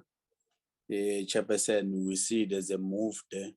However, I just wanted to check those parks, because there's industrial parks that were revisited and provided in Kapogweni. How far is the process? Because I don't see the process moving. No, thank you very much, Chairperson, for the opportunity. And also, I wanted to check, man, in terms of the NRCS, what is it, the challenge that is happening in NRCS, and what is the view in terms of the department in dealing with the matter of the NRCS? Thanks, Chair. I can see that Honorable McPherson, you say you unable to raise your hand technically. Can I invite you, Secretariat, if you can check if ever the other members It's only Mr. who are raising their hands? At the moment, Chair. Thanks so much. I don't know why that is. Look, I just want to be frank, if I can. I've been dealing with these sorts of presentations since 2014, so well over 7 years now. and I must admit that this is probably the worst one I've ever come across. It is fantastical in its appearance, but mostly just a laundry list of it's not our fault, there's nothing we can do, woe is us, it's everybody else's fault, and so on and so forth. And it perfectly explains why we are in the economic situation that we have at the moment, that we're in. Because there is just absolutely zero innovation, there's zero leadership. It's just going through a box ticking exercise. And that is absolutely clear from what has been presented to us today. It's absolutely clear to me that while, we want to, almost pat ourselves on the back for some strange reason, nobody wants to acknowledge the record levels of unemployment. No one wants to talk about that, there's this misleading slide of a developing country economic growth, which is not us. And I will buy anyone in this room the most expensive bottle of whatever they want if we were to even get to half of those economic growth forecasts for next year, because it's not going to happen. And I really am getting deeply depressed. And if I'm depressed, you can imagine how depressed everybody else is, as to just how the Department of Trade and Industry just lacks vision and lacks commitment to actually get any real change done. It just keeps trying to repackage the same things over and over again and hoping for, for different outcomes. We're on stage 4 load shedding, which is job shedding and economy shedding. And it's like, it is what it is. And really, I think that, the minister, with not even respect anymore, just is just not up to it anymore. The department is not up to it anymore. We have continued to have an acting DG when we should have a permanent DG. We were told it was going to be for 3 months, and here we are still with an acting DG, as I understand. There just seems to be no concrete plan as to actually how to turn anything around. So we talk about investment, but we don't talk about the terrible disinvestment and the closing of factories and the closing of businesses because municipalities cannot provide basic services. I mean, from Costa to many other municipalities, the big businesses are just leaving in droves, and the department just can't or do anything about it. There's no focus on taking advantage of the African Free Trade Continental Agreement. It's just, well, we'll just sort of see what happens, because the department and the minister continues to try and pick winners and losers. And the big winner that they believe is this idea of localization. And that is not going to be what is going to save this economy. It's got to be a holistic, get the basics right, reduced regulation, not increased regulation, get rid of job-killing policies like BEE, which do nothing but enrich the few and the politically connected cadres of the ANC. It has not contributed to the reduction of inequality. It has not contributed to the reduction of unemployment. It is not growing the economy. It is just making a few select people very, very rich. We continually de-industrialize. And there's just no game plan to turn it around. And localization, with respect, Minister, is not the panacea. As much as you and as much as your government think it is, it's only going to concentrate competition. It's not going to increase competition. It's going to increase prices rapidly. You can be sure of that. And so I really just sit here, thinking to myself, I mean, if I can't see the way out of where we are at the moment, that very few South Africans can as well. And that's because we have a department that has run out of ideas, It's run out of steam. It lacks imagination, and it's just trying to do the same tired old policy ideas of the last decade and hoping for different results. And really, I mean, if I was the minister, I wouldn't be happy with the presentation that's been put before us. And we have to stop blaming COVID. You know, a lot of what has been inflicted on us is self-inflicted. We closed down industries that didn't need to be closed down. We banned things that didn't need to be banned, from clothing to chickens to all sorts of things that came out of this minister. Totally unnecessary and absolutely was not needed. We banned alcohol. We closed alcohol production. We banned the tobacco industry. That was found to be illegal. And that all of this is self-inflicted. The minister, by the way, promised us that we would see a V-shaped recovery. That's what he said. We're going to see a V-shaped recovery. Never happened. We just keep plodding along, more people being unemployed. And really, I think that this is totally uninspiring. And this is just no way out of the mess that we find ourselves in. Thanks. Yeah, Mr. Can we actually check if there are any further comments and or questions? Secretary? Mr. Cuthbert. Honorable Cuthbert. Thanks very much, Chairperson. Just to build on what Honourable McPherson has said, and just to hone in on a couple of issues. The first thing is that I've been led to believe this morning that there was a significant investment that was made into our representation at the World Expo in Dubai. And it was going to be used as an opportunity for trade facilitation and, you know, investment promotion. However, there's several stakeholders who are complaining that there's no one actually manning the stall there, which in essence means that there's been a large proportion of money that has been budgeted to try and get this exercise going, but we don't even have people to court investors and interested parties whilst they are there. Does the minister have any information regarding this, and what kind of feedback has he received from the team? The second issue is regarding localization as a broader theme, but two specific issues. The one being steel, and I know that we'll have a nice opportunity to discuss this in more length when you finally present the steel manufacturing and fabrication plan to us. But I'm sure you would have read, and I know you're an avid reader, Minister, but you would have heard about the company Duferco, who are a large player in the steel industry. And they've recently taken the decision, because of the tariff barriers that have been put in place to protect AMSA, that they are going to be importing all of their steel from overseas. And they have obviously trimmed down their staff complement in order to remain profitable. And this is obviously an effect of the policies that you've put in place in this particular industry. And I'm sure that there's other people who are in the downstream that are going to be going this way. And I think it's only a matter of time before, you know, they decide amongst themselves that, you know, the onerous legislation and regulation that's put on them by this government is just not worth fighting against. And I think we are, you know, arriving at that point.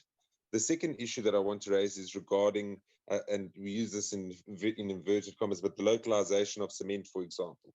Now, if we look at, you know, fiscal expenditure, let's say over the last 10 to 15 years, and that would coincide with the minister's tenure in this government, there's largely been an expansionary fiscal policy that's been put in place. So we've had several infrastructure drives. We are supposedly currently under an infrastructure drive, but a lot of this money is lost to corruption, and this ends up in there being fiscal leakages. Do we not need to address those issues rather than trying to correct the problem after the fact with something like this? There's short-term gains for local producers, but in all likelihood, this is going to end up in, you know, rising housing costs and also, you know, divestment in a large sense, you know, from the local property market.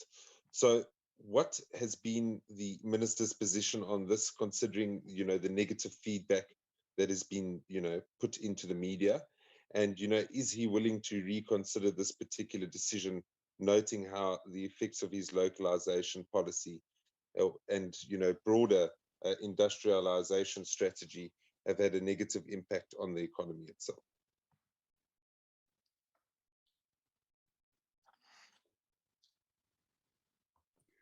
Okay, maybe let's actually get, if there are any further hands, Secretariat? Chair, there's no further hands, Chair, at the moment. Okay, if you can, Minister, just for me to steal your time, I think the issues I'm referring to links to issues for consideration. It does actually speak to the issue of our discussions that the committee should commend the DTIC for working with the other government departments and entities for the works of its has to ensure local manufacturing and increasing manufacturing capacity of essential goods in the fight against COVID-19, including ventilators and other PPEs. So that's the first point. The second point says 5 deputy director generals, namely industrial financing, industrial competitiveness and growth, special industrial development and economic transformation, inwards investment, attraction, facilitation, and aftercare, and the competition policy and economic planning are enacting positions. So I think you should be able to see organizational structure at page 22 of the annual report. These can be considered critical positions, and they are on the other acting position for more than a year. When all the DTIC permanently filled their position, when is it possible for the DTIC to do that, particularly the strategic ones identified? The next point, the committee had previously raised concerns with the timing of the introduction of the legislation in Parliament. The DTIC on page 35 of the annual report reports that it is process of developing the Patents Bill, Designed Amendment Bill, and the Trademarks Amendment Bill. When does the DTIC aim to introduce the bills to Parliament, given that they who also do not actually feature on the 2021-2022 annual performance plan? Last but one is item D. On page 100 of the annual report, the DTIC report that an amount of 37.1 million rands was spent on professional and special services. Can the DTIC explain this, because it seems it does not form part of the compensation of the employees in the department?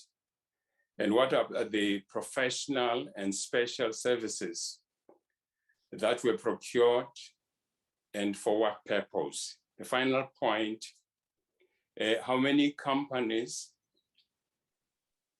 were supported through the Economic Distress Fund, and how much was the disturbed and the approved funding?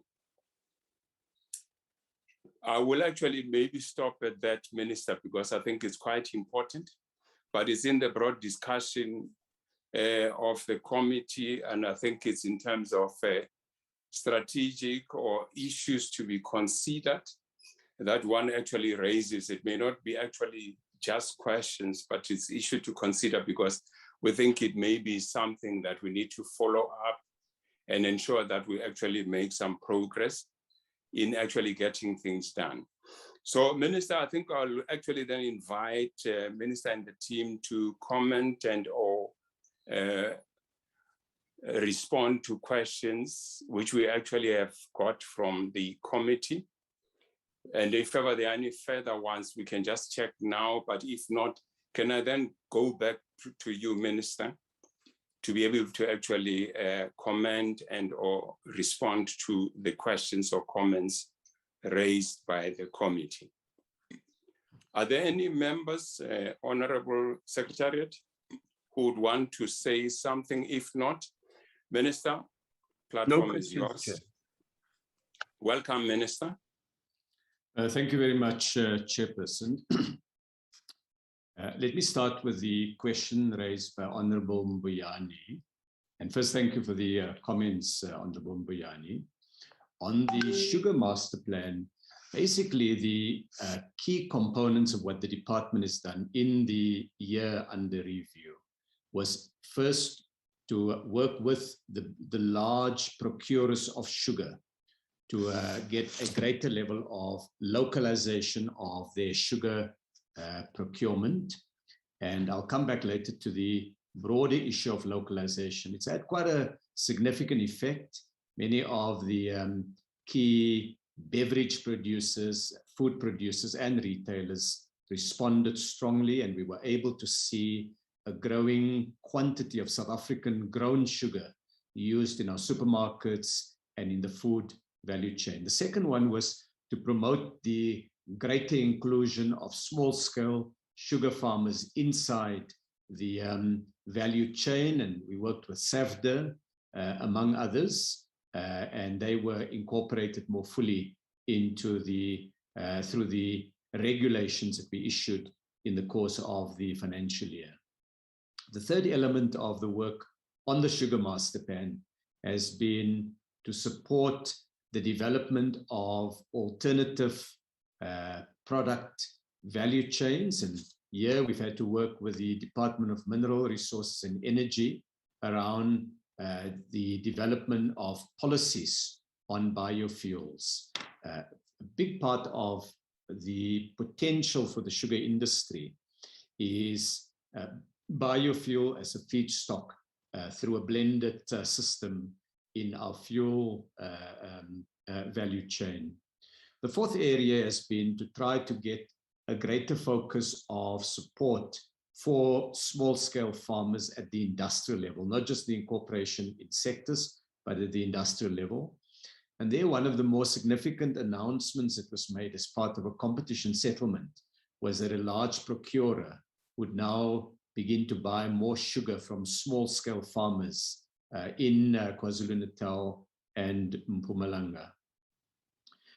So those are some of the immediate areas. Obviously, outside of the period of the report, there were additional support, and during the challenging period in the 1 week in KZN, we've had a number of small-scale farmers left destitute by the burning of their sugarcane, their fields, and so on. And there's been support that has been rendered there. On the DFIs and the rural development, it's a very good point that Honorable Mbuyani raises. And because today's report is about the department, as I noted in my introductory comments, there are ultimately 18 reporting entities that report to the ministry. And some of them, like the development finance institutions, will in their reports have an opportunity to highlight the work they do in promoting rural development.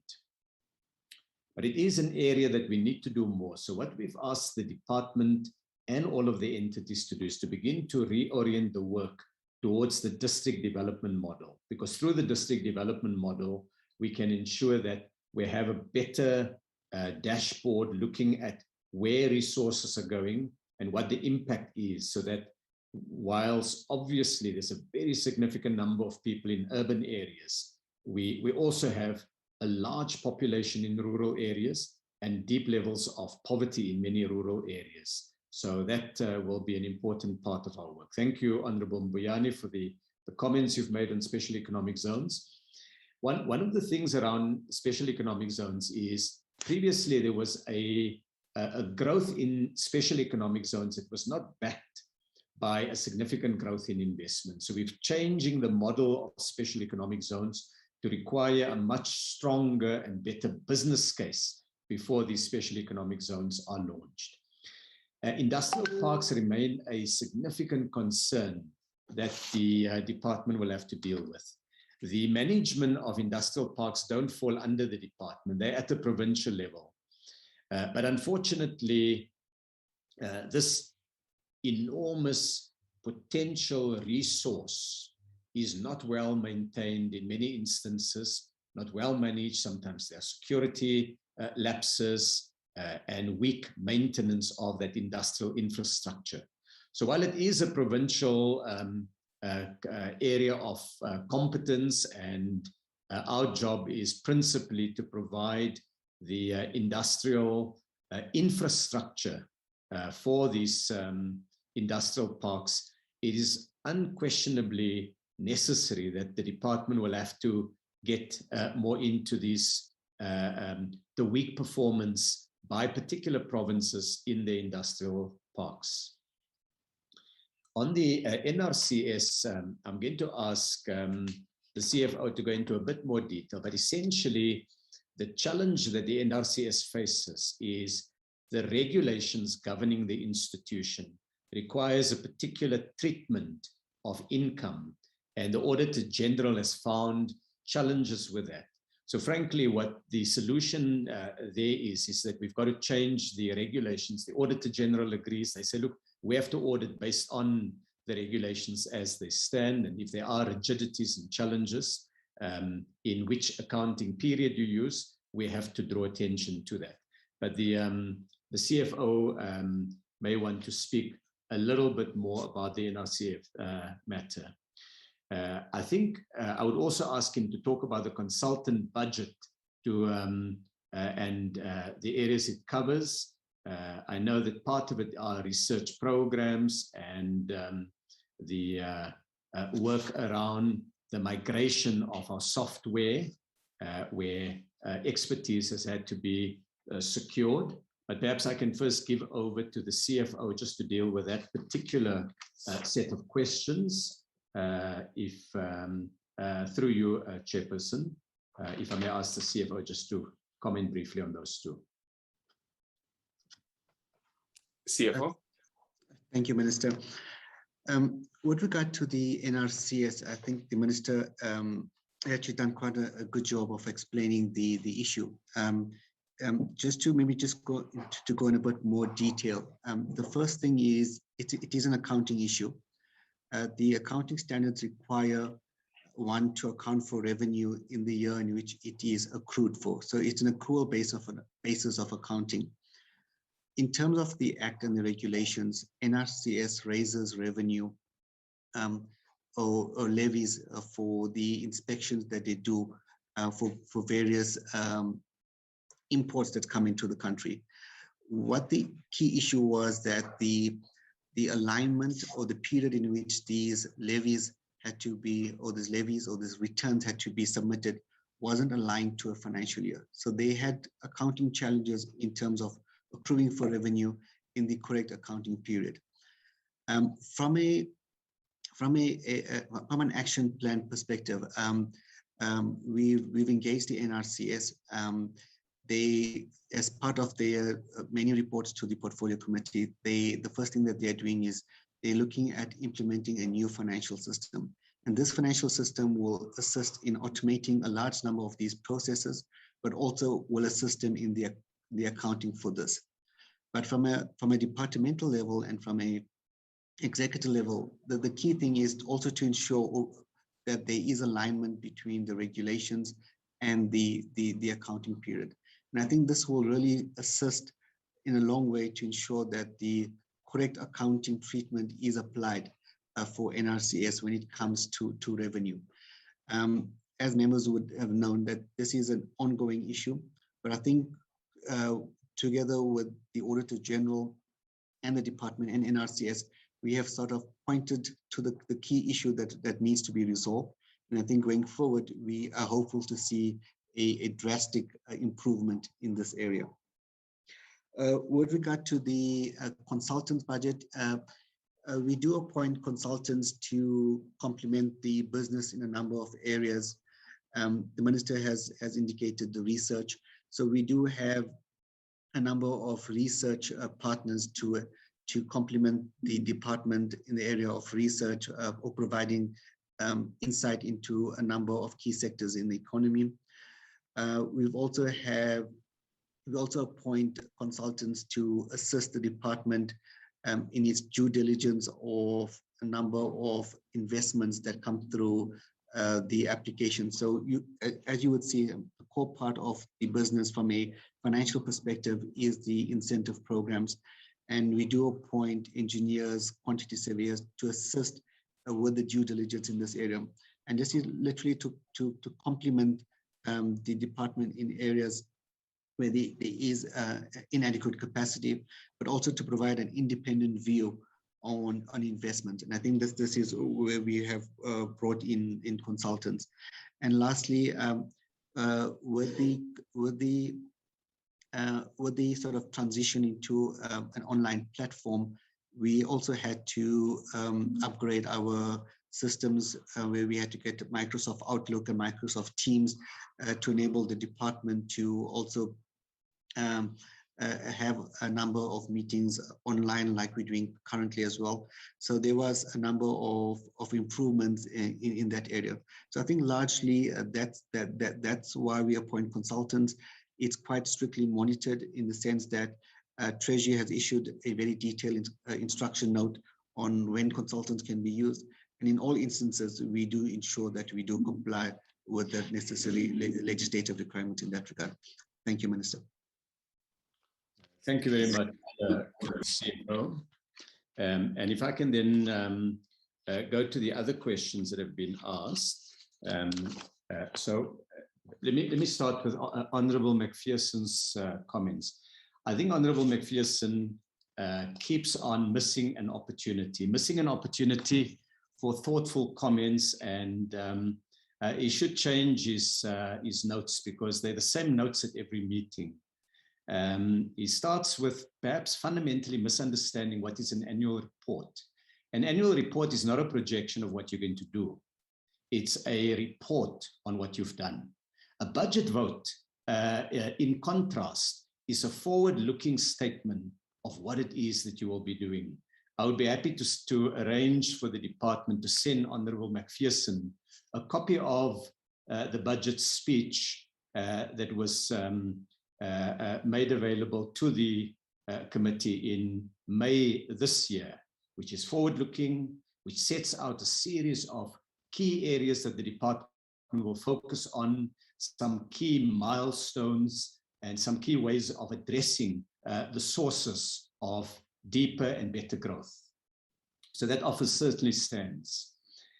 Now, Honourable McPherson has a most interesting take on the times he's lived through.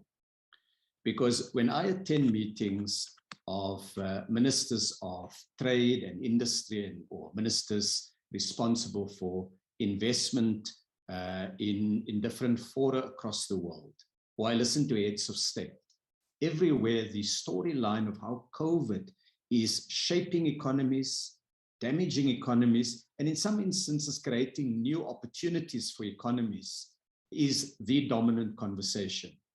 Sometimes one has to actually open one's eyes, look around the world, look around our own country, and see COVID was present. And closing our eyes, closing our ears doesn't make it go away. So what is it that we take as an approach on COVID? Is it an explanation for everything that is a challenge we face? Absolutely not. But does it fundamentally shape, for example, vehicle exports to the rest of the world? Yes, it does. Does it explain in considerable part the shortage of semiconductors that has resulted in a dramatic slowdown in production in many different sectors of the economy, in Germany, in China, in the United States, in South Africa? Yes, it does. Does it, has there been very significant health challenges that even today in different parts of the world, you have protests and court cases and all sorts of things as governments and citizens try to work through how best to deal with lockdown regulations, with the mandatory arrangements around masks and so on? Absolutely. It takes a significant extent of blindness and let's call it visual ignorance to pretend we live in a world in which COVID is not a significant reality. But COVID also brings out in many instances the best of people, and in this case of South Africans. And I've pointed to a turnover that at market value is worth some 28 billion rand. That's a very significant sum of money that is the market price of products that have been produced in South Africa through the efforts to combat COVID. I took some time to take the examples on face masks, on hand sanitizers, on ventilators, on a range of medications, of which just the latest is been the opening of a plant that produces anesthetics. We've now crossed the key mark where the Aspen factory in the Eastern Cape has now produced its just over 100 million doses of vaccines. A year ago, we had no capability to do that. So COVID should be certainly a challenge, but it's also a call to action to do things differently and find opportunity even in the darkest and most difficult of moments. That's called innovation, Honorable McPherson, through the chairperson. That's innovation. Not a tired list of complaints, but in fact, getting off our chairs and doing something. Unemployment remains a critical challenge in the economy. And so much of the budget vote was spent on looking at the strategies and steps that must be taken, the actions to grow the industrial economy, because the industrial economy is an important part of dealing with unemployment. Just recently, I had the opportunity to be part of the official launch of the new Corolla Cross, which is coming out in traditional and in hybrid form. And more than 1,000 jobs were created in assembly and in the supplier industries in an important intervention that affected KwaZulu-Natal. And last year, similarly, there were other factory openings. So of course, they're not enough. We need to scale them up. We need to do a lot more. So what is it that we're dealing with? We're working on critically the issue of expanding markets through the African Continental Free Trade Area. So in the report, it refers to the AFCFTA. In the remarks by the DG, she points to the AFCFTA. What we require is a few areas that we have been working hard on. There are thousands of industrial products on our tariff books. We need to have an agreement on the African continent on the rules of origin for each of those. And in spite of the COVID conditions, African ministers of trade and senior trade officials have met virtually and in person. Honorable McPherson would be interested to know that in a meeting we held in Ghana recently, we made a breakthrough in a number of products where we got rules of origin agreed in milk products, in certain edible oils, as an example, in cheeses, in leather products and others. Now, each of that take a significant amount of work. It's not slogans about the African Continental Free Trade Area. It's this kind of hard work that our officials do that represents the real work of what needs to be done. Honorable McPherson says we need to think about electricity for hybrid cars, just something to think about. Well, I do think that we do need to recognize the importance of securing energy security for South Africa, but also to work on greening our energy grid. The hybrid vehicle that has been launched is not a plug-in hybrid. It's the hybrid vehicle where the momentum of the ICE engine itself provides some battery backup. So there are different types of hybrid vehicles, Honorable McPherson, and we hope with time to get to the full electric vehicle. By the time we get to the full electric vehicle, we need to be able to ensure that our grid also has greener energy, because you're not going to be able to make a significant change to climate change if you use, let's call it, high emission electricity. But at the same time, our focus on electric vehicles is not only about the emissions in South Africa, it's also critical to protect and support our export effort. We sell an enormous amount of cars to Europe, as an instance. I guess if you go around in Europe now and you see a Hilux bakkie, they'll call it a pickup. Bakkie is a very South African word. But if you see a Hilux on the road, that Hilux should have been made in South Africa. If you see a Ford Ranger bakkie, very high chance it would have been made in South Africa. Similarly, if you see many of the other vehicles. So Europe and the UK have taken decisions, they're battling through some of the consequence of that decision to close effectively their markets to internal combustion engine vehicles, new vehicles, from somewhere between 2030 and 2035. Depending on who you listen to and what the speech is, there are different time frames. We're now working to see, can we get our industry fit for purpose as rapidly as possible to be able to utilize those opportunities. So even if we were to use very few electric vehicles on our own roads, we will need them for the export effort. But of course, we also need to use them in our own road. We move next to the issue that has been raised by Honorable McPherson on load shedding.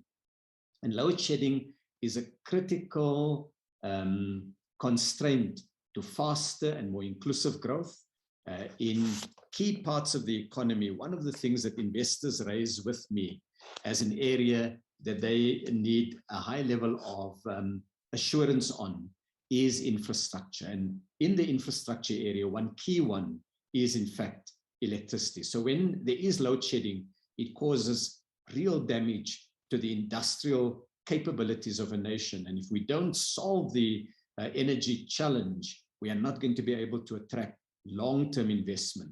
Some investors are looking now for a hybrid of self-generation, as well as taking some energy from the grid. When I visited this plant that launched the hybrid vehicle, they outlined to us their own thinking and plans to develop a portion of the energy needs from renewable energy. I met with a large global company recently that's in the oxygen production area, and they, together with Sasol, outlined to me their plans around green energy to produce initially some 600 megawatts of renewable energy in South Africa, which would make it the largest single private sector development of renewable energy in one site. So I think, Honorable McPherson, probably of all the issues that you've raised, the one issue that I do agree with is that load shedding is damaging to jobs and to growth, and we need to deal with that as rapidly as possible. On the question of municipalities and the weaknesses of services, I would invite the Honourable Member to engage with Invest SA. It doesn't win every battle, but it wins a number of battles to ensure that municipalities are able to provide some basic services to investors, but we need to do a lot more to be able to create a conducive environment. Some municipalities have risen to the task, and they see that investors are prepared to expand in those areas. Others that are failing to do so are faced with the prospect of losing investment. So it's an area that Invest SA, which is a division of the DTIC, is focused on.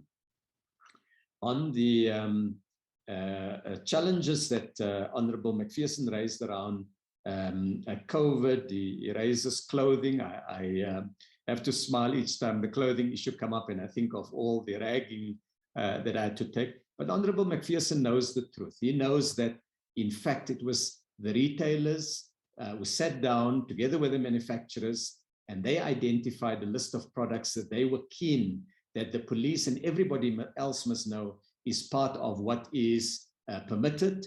And they asked us to gazette that list. And I had given that explanation previously. But of course, you know, Honorable McPherson will never pass by the chance of a cheap jibe.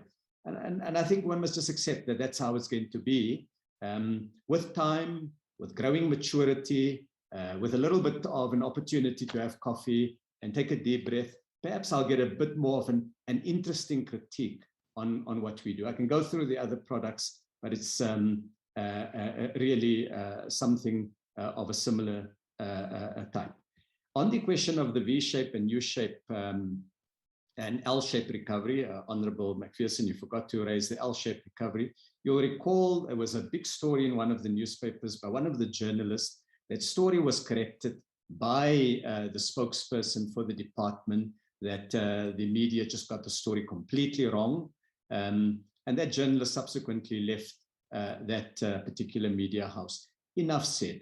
I think, you know, we tried to deal with the matter with a lot of dignity at the time. People can make mistakes. You don't fall like a ton of bricks on a journalist that gets a story completely wrong. But there we have it. It's the nature of point scoring that one would see the first article, but you wouldn't see the clarification that's issued. Honorable Cuthbert raised the World Expo in Dubai. Thank you for bringing that to my attention, Honorable Cuthbert.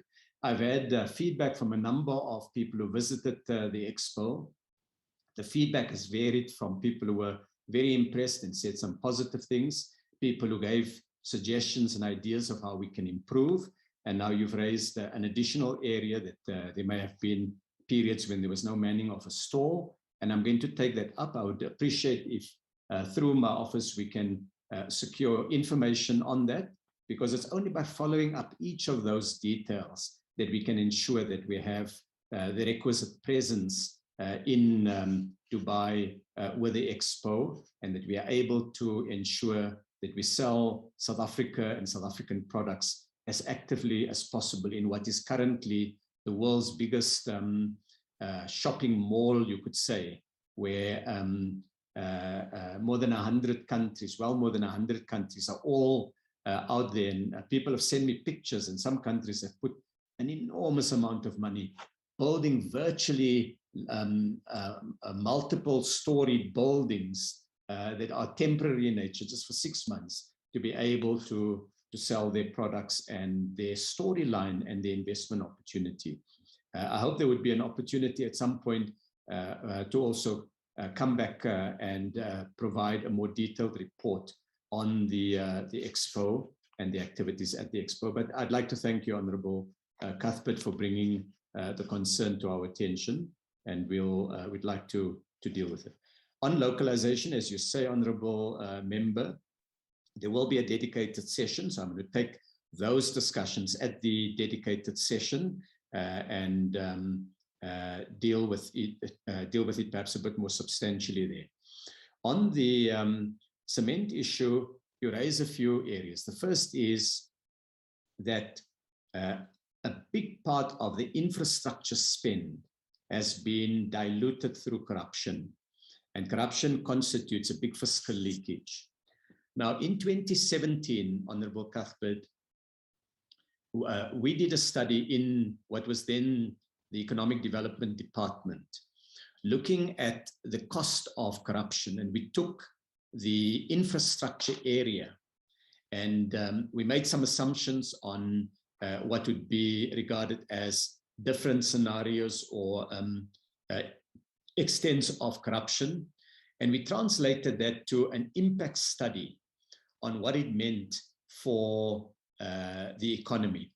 And it was quite a dramatic outcome. It showed just taking infrastructure, not corruption in other areas, but just in the one area. And on quite modest assumptions, there was a 27 billion rand loss of GDP per year. So obviously that is a cumulative effect. So over time, that is quite a significant impact. We looked at the jobs losses as a result of that, and we estimated at the time something of the order of, if my memory serves me well, something of the order of 76,000 jobs, but I'm subject to confirmation on that number. And so closing the loophole on corruption is not only a moral imperative, it is that too, but it's also an economic imperative, because when people steal from the state, they damage resources that should go to poor people. And we released the study, the results of that study publicly in 2017 already, as a means of drawing attention to the impact of corruption on leakage. But corruption is one leakage, one important leakage. The other leakage, in fact, is imports, Honorable Cuthbert. South Africa imported 1.1 trillion rands worth of non-oil products in 2019, 1.1 trillion rand. That's an enormous quantity of goods flooding into South African stores. And it was equivalent to almost 25% of our GDP. In fact, it was about 25% of our GDP before the GDP was rebased.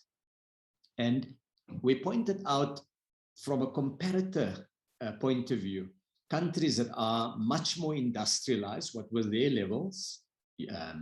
United States, Europe as examples of countries with sophisticated advanced manufacturing capabilities. We took countries in the developing country mix, Brazil, India, China. We looked at their levels, and South Africa was a significant outlier. We were importing huge, and not were, but are importing huge quantities of goods from elsewhere in the world. So an element of our strategy is to build a stronger local procurement culture and to promote localization. Now, you can't do localization through administrative fiat by just saying, well, we will command it, we will make it a mandatory arrangement.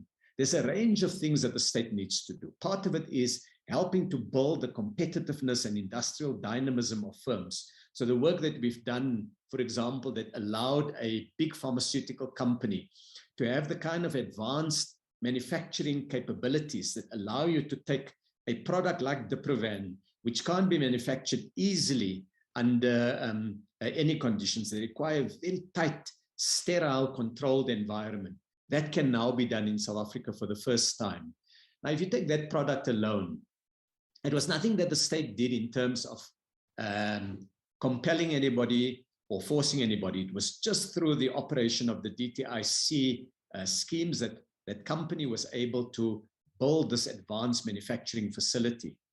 Over the next 6 years, their plan is to localize something of the order of 1.2 billion rands worth of product. Now, we can't buy all of that. It's much too big a production for the South African market. So a lot of that will be exported, which will earn the country foreign exchange.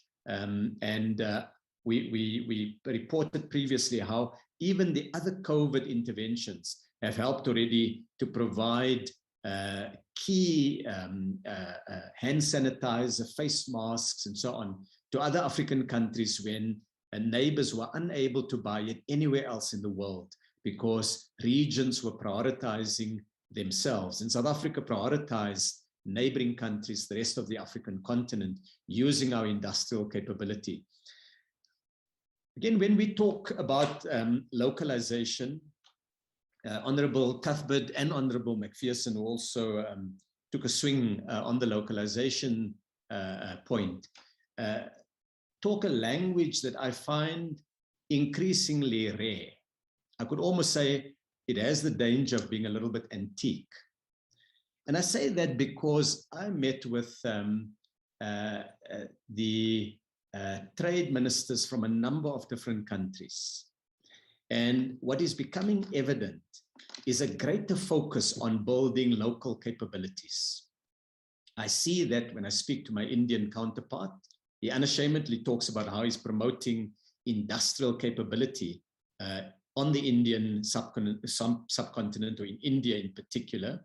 China, of course, is the world's leading industrialized or producer of industrial products. The European Union has used a concept that talks of what is called strategic autonomy, that says there are certain kind of products that Europe wants to produce, even if they can get it cheaper elsewhere in the world. They see a strategic importance to that product. The United States, under the Biden administration, has a Buy America office. The other day I was taking part in a global meeting that was organized by UNCTAD, and the American government representative came wearing the Buy America title, because everywhere countries are looking at this. I met this week with a very large South African retailer, and we were talking about this retailer's business in the rest of the African continent. And he said to me, you know, Minister, everywhere I go on the African continent, with no exception, every president, I don't only meet with trade ministers, every president raises the same issue with me. How can you as a retailer help us to localize, to get more production in our own country, produce more goods here and import less from the rest of the world?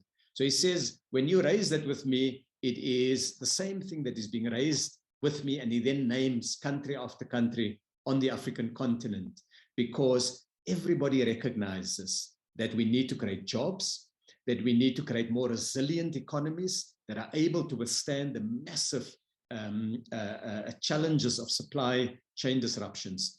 When I went, and I'm going to quote it maybe for the last time today, when I went to eThekwini 2 weeks ago, and we launched the new vehicle, the head of the Toyota's Africa operations was present at the launch. He flew in from Japan.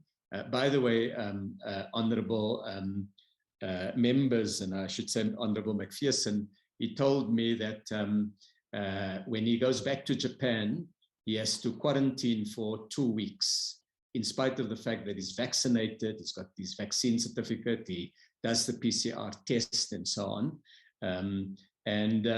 He said to us, he said to the president who was present in the meeting, he said to me that what Toyota recognizes in South Africa is that the localization program that we've introduced through the APDP, the master plan for the industry, is actually creating some protection for Toyota against supply chain disruptions.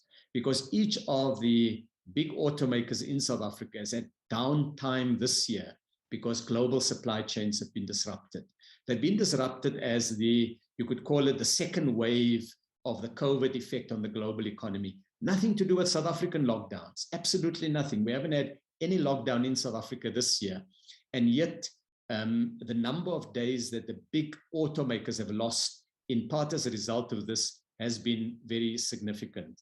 So I make that point because we need to be able to look at this thing in a little bit more of a thoughtful way. If Honorable Cuthbert and Honorable McPherson's point of view is, look, you can't localize everything. It can't be 100% localization of every single product in the South African import basket. They will find I have no disagreement with that. In a mature trading regime, you sell some things, you buy some things. What you don't want to do is you don't want to be a colonial state, a colonized state, where you basically just sell raw materials, raw minerals, agricultural products, and you buy all of your consumer goods and you buy all of your capital goods from other parts of the world, where there's value addition, where there's innovation, where in fact people earn better wages, companies have better returns, you have greater levels of economic resilience. No, there's no reason in the world where South Africa or the African continent has to be at the absolute bottom of industrial value chains. We have to fight as Africans for our right to be able to make things, yes, to grow things also, and to sell sophisticated products in global markets, to be part of value chains elsewhere, and to make others part of our value chains. So it is strategic localization. It's not an approach that says absolutely everything needs to be localized. But where we see an opportunity to localize, we'll grab that opportunity. Will there be setbacks? Of course there will be setbacks. Nothing worth in life that you tackle doesn't come with problems, challenges, and sometimes setbacks. Are there already some big gains? Of course there are already some big gains. I've pointed to just the anesthetic now. I've pointed to the hybrid vehicle. I can point to the fact that in edible oils now, the other day we had an article in the newspaper that bemoaned the fact that we're seeking to localize, but we don't produce palm oils, which is a big input into the fast food business and so on. Well, of course, we now are a much bigger producer of soya beans, and we crush the stuff and we get the soya oils now, and they're being used in more industrial applications.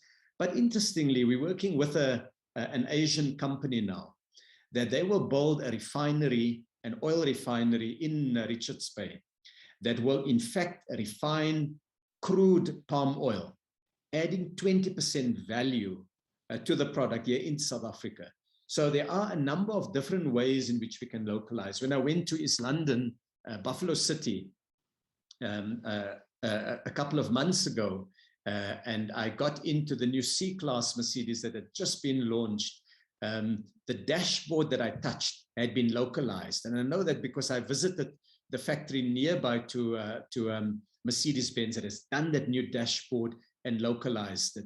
So there are a number of these examples, and I would want, including members of parliament, even members of parliament from each of the different parties, to celebrate with us when we manage to localize, to give us some advice and some thoughts when there are challenges in the localization program. Let's make it a South African endeavor in which each party may be able to still put forward its own particular focus and so on, but we are united in saying we want to trade with the world, but we want to trade with many more manufactured products so that we are able to do that. And I think that there's some excellent examples where businesses are now beginning to run with localization on their own. I hear great stories sometimes from businesses who say, look, we know you're talking about localization in that sector, but I'm in a different sector and I'm doing the following, and I thought I'll just bring it to your attention. And I think that that's really a great story when the thing begins to have legs and many, many different people run with it. So on localization, my request really is that we all find ways of supporting it. You don't have to always agree with the particular measures government take. It's part of the strength of our democracy that we can have different points of view. But at the same time, I would urge you to back the broader effort to industrialize the South African economy. Honorable Macpherson raised the issue that the department is obsessed with regulation and with BEE that enriches the few. Now, I happen to think that on the question of regulation, that we have too much red tape, that we have rules in a number of public entities, and those rules are not particularly helpful in making it easier for businesses to operate. So what we did was, and the full story we can tell maybe on another occasion when there is an opportunity to talk about what happened in July in KwaZulu-Natal and the work of the IDC and the NEF there. But we learned the hard lesson in COVID last year when the IDC initially advertised its support program. It had a relatively small uptake. Now, part of it was that there wasn't a lot of incentive in it because the IDC's balance sheet was under enormous stress at the time. It had seen a massive collapse of its asset portfolio as a result of what was happening on the stock market, that contributed, but it wasn't the only reason. The other reason was the IDC's systems were rigid, They are great if you're trying to build a multi-billion rand investment project, then they're perfect. But when you're trying to get a small business going or grow your medium-sized business, they were over-engineered. And so we learned that lesson. It was a tough one. And when the July unrest took place in KZN and parts of Gauteng, the IDC and NEF again made announcements. And we sat with them, and it took a couple of weeks before it began to get a bit of traction. But we got them to relook all of their red tape, all of their internal regulations to make it easier for businesses to access the funding. And there were some heartwarming stories that a number of businesses shared publicly about how the new approach by the IDC has helped them. One woman said, you know, I heard about the IDC benefit, and I'm sorry, she was in the presence of the IDC. She says, look, I'm sorry to tell this to your face, but I just thought, there it is again. They make this comments, but I'll never be able to access it because there'll be so much rules and regulations and so on. And she says, I was very, very pleasantly surprised. And she then regaled the story, and she has talked about the number of jobs that had been saved and so on. Now, I don't think we've cracked this problem by any stretch of the imagination. I think there's a long and important battle we have to fight against bureaucracy, red tape, and an ingrained approach that parts of the public sector has. When we deal, for example, with municipalities, we often see that approach that is about rule making, and it's like a traffic policeman that stops you on the road, and he or she feels that they've got all power over this poor little motorist now. And we've talked about replacing that with a partnership model. I do recognize and I accept it's not going to be in one moment that we get it right. It will have to do quite a bit of hard work on it. And that brings me to the question raised by the chair around the vacancies at the top management level. And what we're looking at is whether, as a result of the merger of two departments, we still keep the 10 branches that the department has, or 10 directorates that the department has. Will we get more efficiencies if we consolidate some of them and unleash a stronger integration between them? How do we deal with the fact that we're trying to find a more appropriate model to what we're doing? So I'll take program 3 as an example, just to illustrate it. It's a program on spatial industrial development and economic transformation. It's a very important one. Years back, it did all of the BEE work of the department. Then we created a standalone office in the form of the BEE Commission. So a lot of the work is now done in that commission. Then more recently, we created a standalone unit at the IDC dealing with special economic zones. And that is now being addressed there. So we've got to ask the question, just filling a vacancy and getting a DDG in place, which is a permanent post, and it means that even if you then amalgamate that program with another program, you will have an additional DDG and all the support staff that go with it. So it's trying to see then whether there's any insights we can get from how the department is working in practice that can inform our thinking about which vacancies should be filled and which vacancies should we try to see if there is a basis for combining it. And then, of course, we've got to go through a process of consultation inside government to be able to do that. At the same time, in the discussions, we have identified 1 or 2 areas that we feel we now are convinced that those ones do require a permanent DDG, and we'll be undertaking that work. But I want to go back to Honorable McPherson's comment about BEE enriching the few. And, you know, as in any straw man attack, it's easy to create a straw man and then to shoot the straw man down. So let's ask a fundamental question. The fundamental question is, how do we promote broader transformation in the economy? We can have one of two worldviews. Your one worldview can be to say that if my skin color is light, then by virtue of my DNA, I am superior to those who have a more tan skin.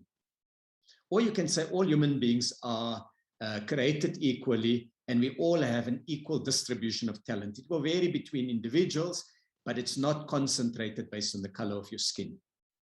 I think everybody in the platform here will take the second view, that race is not an indicator of talent in any way or shape. And yet, if you take your spectacles and you look at the South African economy, you don't see an economy that is fully non-racial. And so you've got to ask yourself, what is it that's created that? If it is that every Black South African or Black South Africans are equal to any other grouping anywhere in the world or in South Africa itself. And it then one has to deal with the painful and difficult issue of the legacy of the past. We're not prisoner of our past. We can't haul the past out every time as an explanation, but where the past has shaped the current and the future, then we need instruments to change course, to change direction, not to stay prisoner of the past. And that is what a transformation agenda is fundamentally about. Now, does it mean sometimes that it is exploited by people who are corrupt or ask for special favors? Yes, it does. Does the same happen, Honorable McPherson, even in programs that have no BEE element? Absolutely.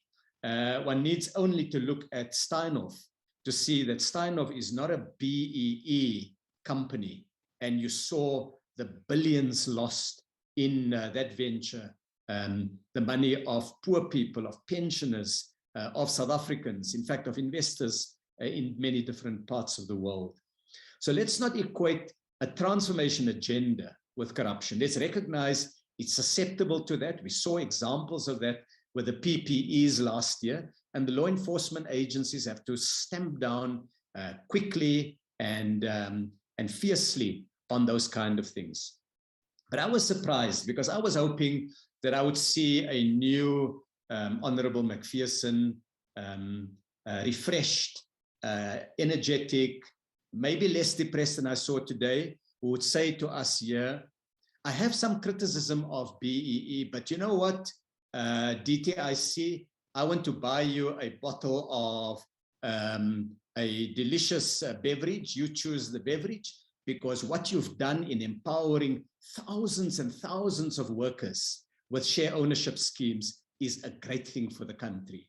To have 8,000 workers in, or is it 7,000 workers in Coca-Cola, more than 10,000 workers in PepsiCo and Pioneer Foods, workers in the Astron refinery and business, workers in Old Mutual, and I can name many companies that are now workers with ownership in the very firms that they work. That's a great thing. That's something that we should celebrate, Honorable McPherson. Snap out of your depression and celebrate that with us, because that is what South Africa needs more examples of, that those who toil from morning to night, who sweat to produce the goods for our society, they should have some of the benefit of their sweat, not only in wages, but also in share ownership. And we want to encourage businesses, find a way in which you can get the voices of workers in the boards of your companies. Don't be scared. Workers are not the enemy. Workers are part of a corporation. Workers' jobs and incomes are dependent on getting those operations running profitably and properly. And Japan showed after the Second World War, they tapped into the insights that ordinary workers brought. And those ordinary workers helped to transform Japanese industry to make it a world-class manufacturing hub. And I would certainly hope we can build those partnerships. We come from a difficult history of conflict and adversarialism, but we don't need to be prisoners of our history. We can break from that history. We can do things differently. And that's what that is about. Honorable Chairperson raised the issue of the patents bill and some of the other bills. In the budget speech, I outlined what are the core priorities on the legislative front that the DTIC has for the 12-month period of this financial year. And of course, one of the key ones has been the company's bill. We've now published that bill. We getting public comment on it. But the other area that's taken quite a bit of the time of the department has been the remitted bills. It was not originally part of our thinking, but of course, when the president remitted it and we spent this morning on it, we now have to deal with those two bills also. So the budget vote outlines, Honorable Chair, what are the key priorities that we've taken. The patent bill is an area that we are keen to move forward. But of course, we have prioritized the company's amendment bill, and that is now going through the formal processes.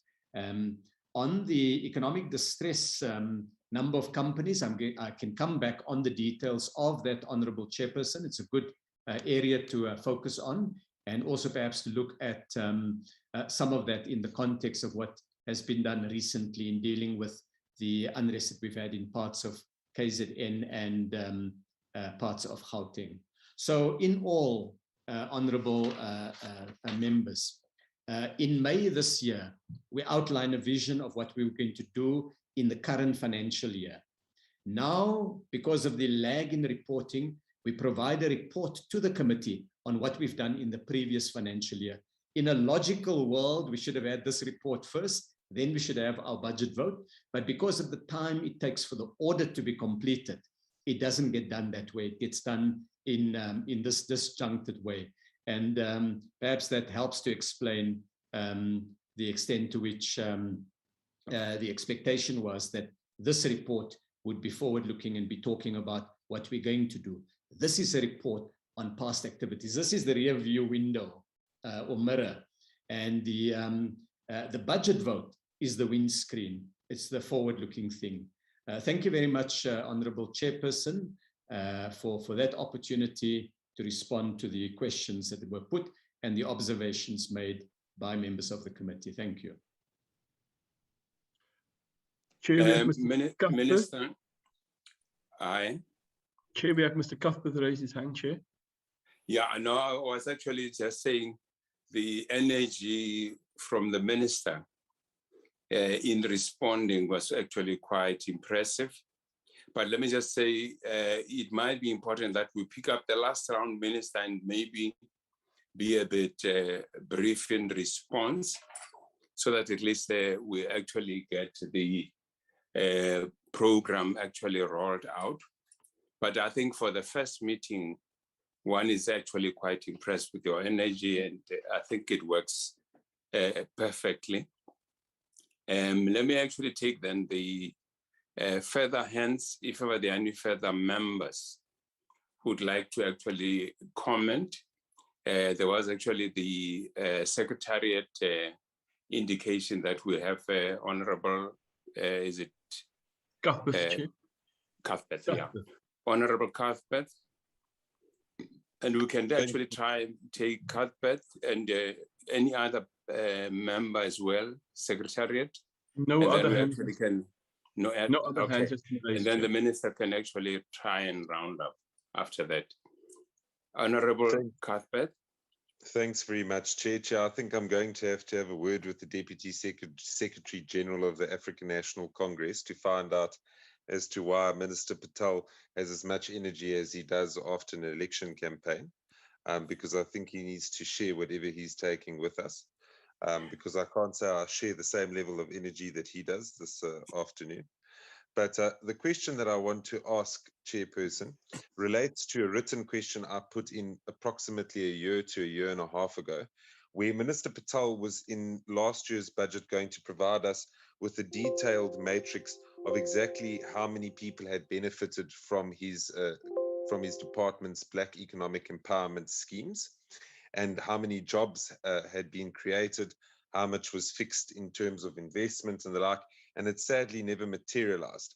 Now, I hear the anecdotal evidence that he's referring to, but I would still like to see this document that was promised, as I think it would give all committee members a good indication of the success of the programs and maybe give us a more holistic view on, the work that has been done since the Act came into being. And I would just urge the Minister to provide us with that particular bit of information if he does have it on hand, because I'd certainly be interested in reading it.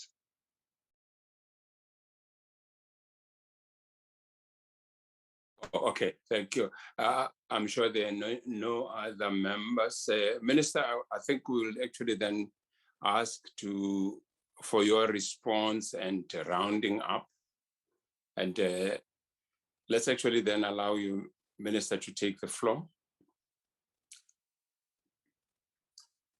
Thank you very much, Chairperson, and I'm going to stick to the time this time around. First, thank you for the comments, Honourable Cuthbert. I thought if I show the cup I'm drinking from, that Honourable Jaco may be very happy with it.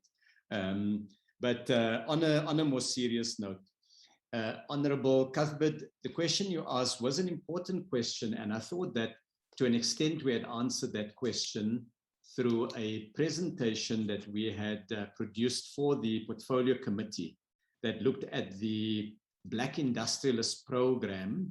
And that Black Industrialist Program, we indicated the number of companies or entrepreneurs that were involved.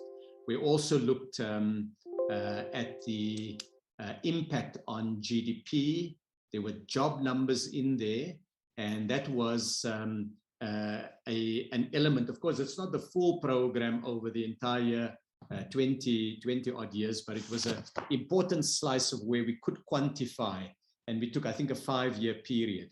I'm happy to arrange that a copy of that be made available to Honourable Cuthbert. We also released a Black Industrialist annual report earlier this year, DG, if I'm not mistaken. I think it was around March or so this year that the report was released, and it's available also on the website of the DTIC. If I can ask the team just to make that available to Honourable Cuthbert, because I think, Honourable Cuthbert, the question you raise is a serious question, and it's the right question, which is, what are the policy measures and what are the impacts of those? Because we've got to find a way in which all parties, like I said on localization, that we all are committed to transformation. You may have some smart ideas on how we can do it. Other honourable members may have some smart ideas. And a government that stops learning from experience is a government that is not going to be able to move forward. We've got to be open-minded about things. And if something works better, we're open to it. And if there's a way in which we can smarten or sharpen up our programs with better results, we should do so. If problems are identified where we have low yield programs, that's good for us to know, because then we can address that and deal with it. So I'm very delighted that we look at these kind of areas, because it gives us good feedback as government that allows us to align our policies and our actions.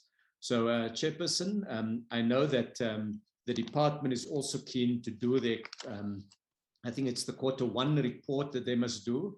So I wanted to just thank the honourable members for the contributions that have been made, and also the Auditor-General earlier for their observations.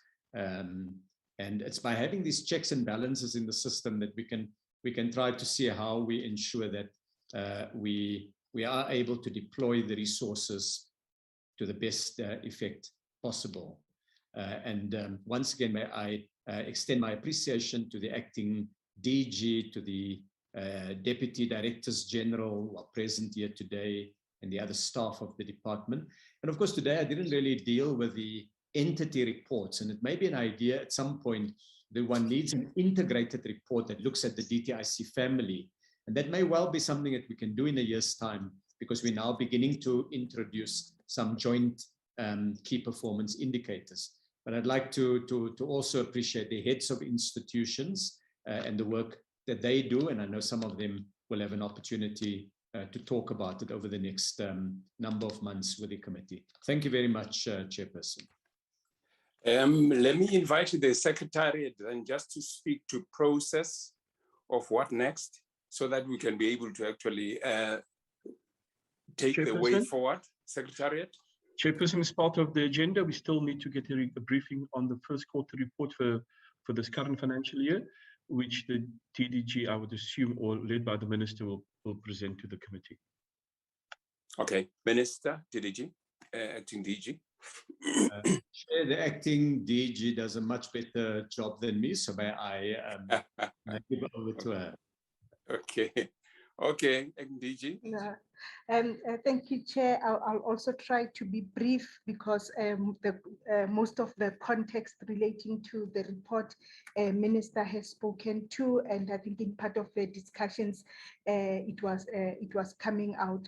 So what I will do for the Q1 report, I will just immediately go on to slide number 3.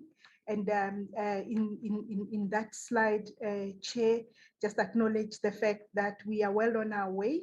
We were meant to achieve 29 of our KPIs. We've achieved 27, but we are confident that we will be able to make up the KPIs we were unable to achieve in Q1 in the quarters that follow. By and large, it was a number of reports that needed to be undertaken. And what we had done is instead of those reports, again, like it happens with these things, that you can't over-engineer a plan when certain other important issues that require that we respond come up. We then change tact slightly, but we are confident that through the remainder of the year, we will be able to achieve this. In administration, Chair, I'll just go to slide number 5, just to indicate to members, like the rest of South Africa internally within the DTIC, we were also monitoring our COVID cases and working and supporting our colleagues who have been infected and affected by this pandemic. The graph just shows the number of cases, just over 20 cases that we've had to deal with, and unfortunately we've also had to deal with some of the cases where our colleagues passed on. So much like South Africa, we also within the department have been dealing with this matter, and would like to also thank a number of members where in instances where some of our colleagues were known to them, those words of encouragement were well appreciated. Then on program 2, Minister has already indicated it, so I won't go into detail except to say that in the last year's report, we indicated that we had started the discussion on the rules of origin with regards to the Africa Continental Free Trade Area. And now we are reporting that we are now at 86% of agreed rules of origin, showing that we are well on our way to realize the goal of free trade, and that it is done on a basis that makes sense. It's not just trade coming from elsewhere outside the continent, masquerading itself as products that are produced in South Africa. So that work is fair, or rather in the continent. That work is very important, and it allows us to have very clear rules of engagement, and it is something that is done the world over, so that we make sure that the free trade area actually benefits the geographic locality for which it was created. And of course, it was also a year that we continued to chair some of the work on the continent. And what we did with our chairing that we would like to highlight to the members is the dispute settlement body that had its inaugural meetings. And again here, as it's the case with some of these things, you do need to have a very clear dispute settlement mechanism so that you have a healthy system that can be implemented and that has checks and balances within itself.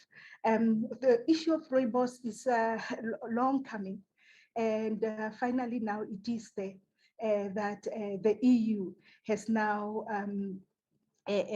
recognized rooibos, and they've included it as a name that must be respected for geographic indication, meaning that you can't have rooibos from anywhere else. It has to be a tea from this part of the world, and in that way giving us special access to a national product that we are all very proud of. So it was an important milestone in ensuring that we secure access for this product. In Asia, again, working with the Chinese, there's an agreement now that we continue on a negotiation between ourselves and China, and that negotiation is centered on us improving access of our value-added products into the Chinese market, and also attracting investment, productive investment to come into South Africa. On the WTO side, Minister has spoken about the TRIPS waiver. The most important work now that has to be undertaken is to make sure that there is this text-based negotiation, again, that concretizes the agreement and assists all parties to understand the rules, and those are the negotiations that are taking place there, and what we were busy with in the quarter that passed, or maybe let me say what we've been able to achieve.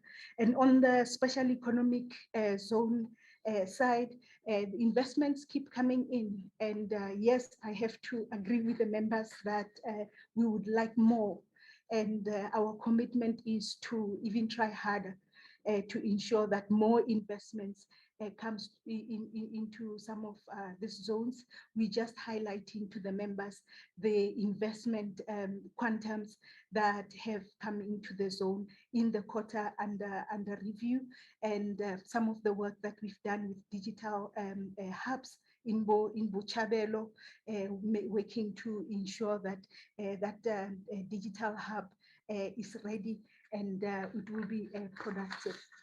Then we've also dealt with a practice note. Minister was talking about some of the experiences in terms of the broad-based BEE, the worker ownership schemes that were able to be put in place. And now we were wanting to ensure that in the manner that BEE is implemented, the broad-based schemes, employee ownership schemes, the trade unions, NPC, cooperatives and trusts also find representation there, so that we can ensure that our empowerment is as broad-based as it is possible, and start to overcome the criticism that has been leveled at our approach, that it is far too narrow. And Minister has already made examples of employee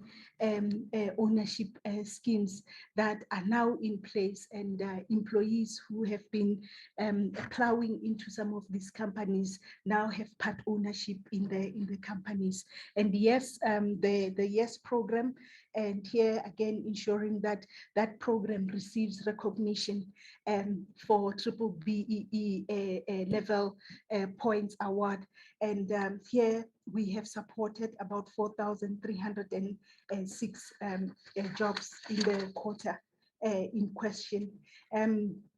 On the master plans, I did indicate that we had finalized the master plans, some of the master plans in the previous report, and here some of them coming into fruition. The example being the poultry master plan. Again, an increase or in production of chickens locally, an additional 290,000 of those per week. And that again, resulting in 2,000 jobs that were created across the value chain.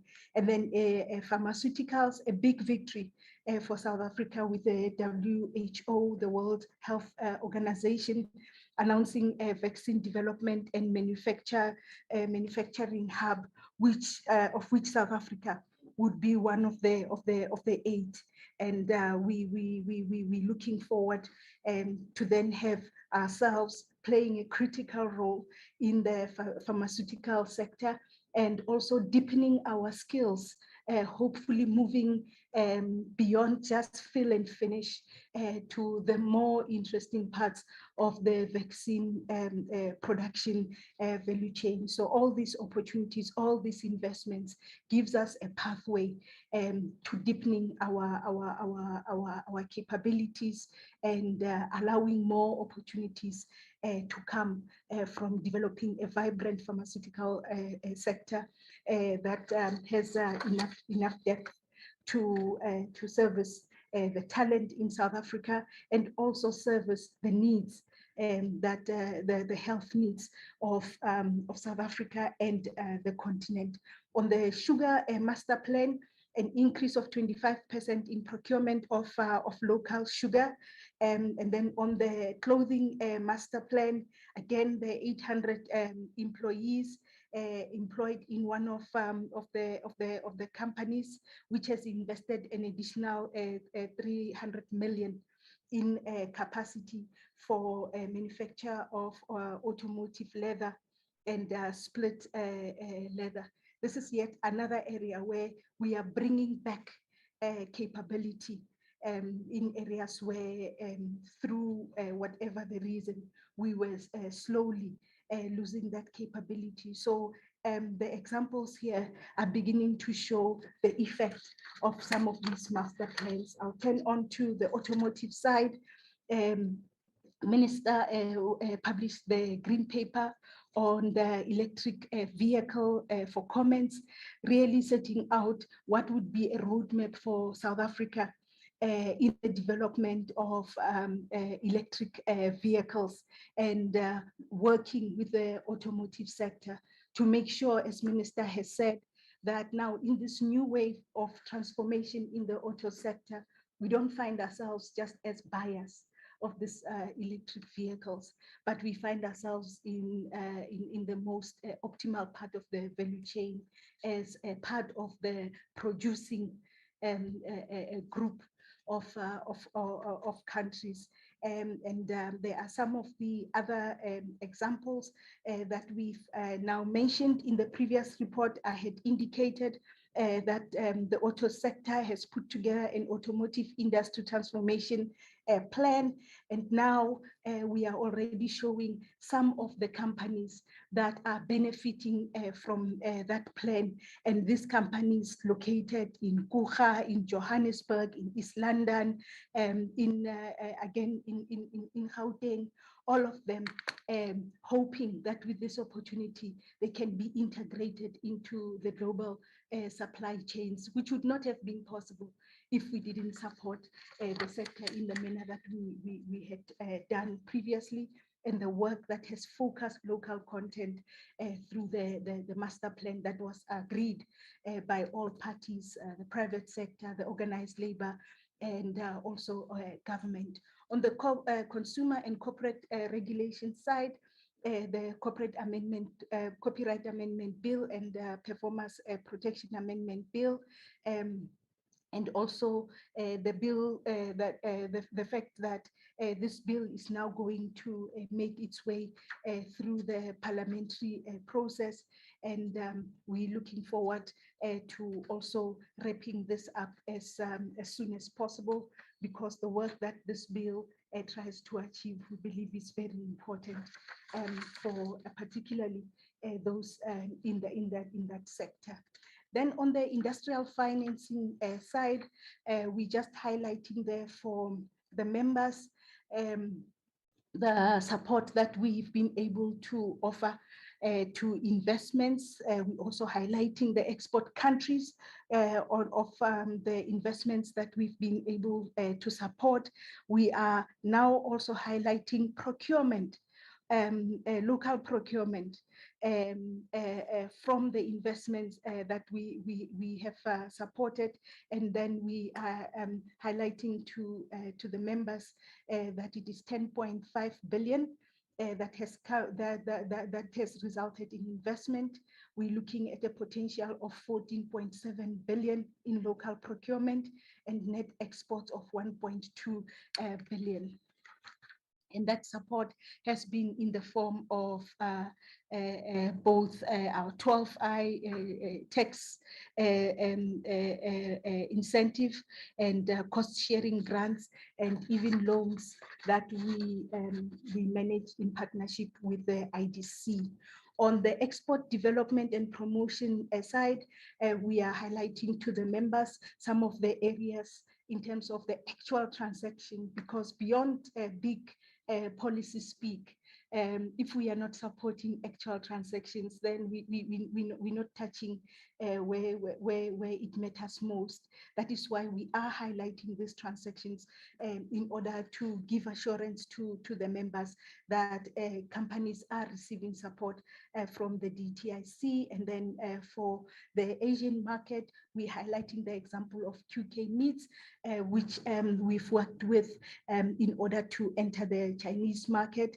In Europe, we've worked on a mission with Sweden and a number of other countries to make sure that our raisins actually enter those markets.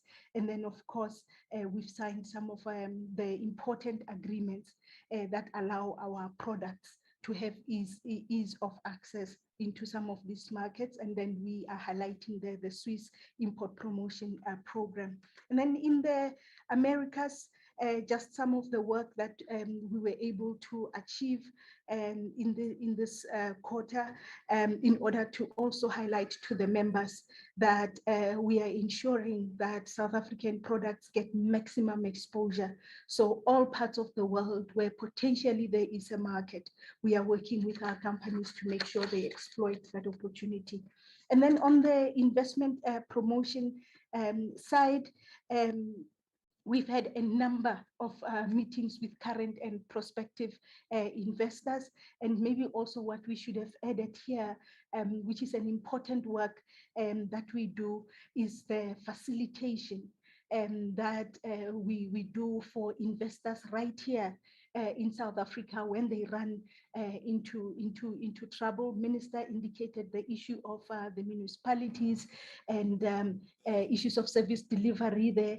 I'll give you an example that right now we are engaged in a serious discussion with one of our PIPAs, provincial investment agencies in one of the provinces, because everybody must check up so that we cannot be bringing in investment, so that through whatever the issues, there's continued leakages. So we are bringing those PIPAs into account, using Invest SA, using the work that we're doing on the different districts. And in this work, we are also supported strongly by our deputy ministers who work in different provinces, also doing this level of unblocking of actual projects and investments, so that we can get those working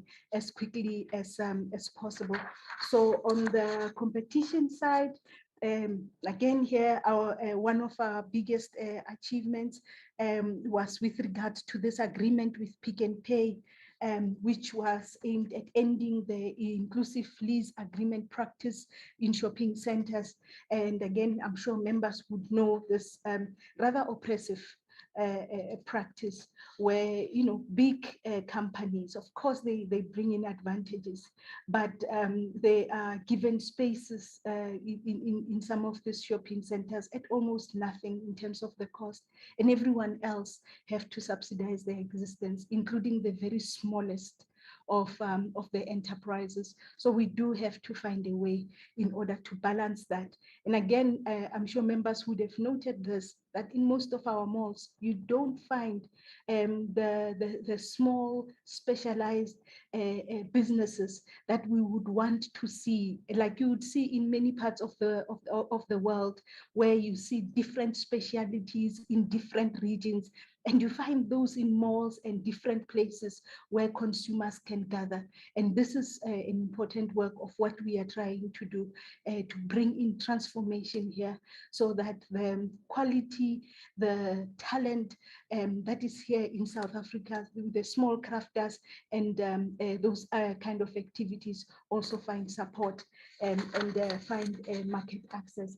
Then on the economic research side, again, this is where we use our research capabilities to underpin and support the master plans. And some of these master plans may not necessarily be in the DTIC, but it will be those master plans where we would have an interest in, and then in collaboration with other government departments, we would then support them with that research. It also goes to answer part of that question that was asked on the 37.1 million of specialized services that we would bring in. It would be part of that that we would then bring in a specialized short-term capability that then allows us to do the work that we need to do following those type of reports. So I think at that, Chair, I would then ask through the Minister once more that the CFO takes us through the last slides that talks to the financial results of the quarter. Thank you very much, Chair. Thank you, CFO. Thank you, Acting DG. Chair, I'll take the cue. I'm going to be quite brief. In terms of the first quarter results, we're reporting our performance against an annual budget of 9.7 billion rand. Of the 9.7 billion, we've spent 2.9 billion rand in the first quarter, and majority of that spend was towards our public entities in order for them to support their mandate and their strategic plans and annual performance plans. The next big expenditure was in the area of our industrial financing support, in which we supported various programs and various beneficiaries actually were the beneficiaries of some of these disbursements. We've also disbursed 193.8 million rand and to various external programs at the IDC and the CSIR, and a majority of this went towards the clothing and textile program, the steel fund, and also some transfers to the Tirisano fund. The next slide provides a high-level summary on a program. The next slide provides just an assessment of our performance against our projected spend. We're slightly behind projection in some areas, but this is largely due to some of the different programs that we have. We've seen a slower than planned disbursement in the incentive programs, but this is also due to the landscape in which some of these projects are being implemented in.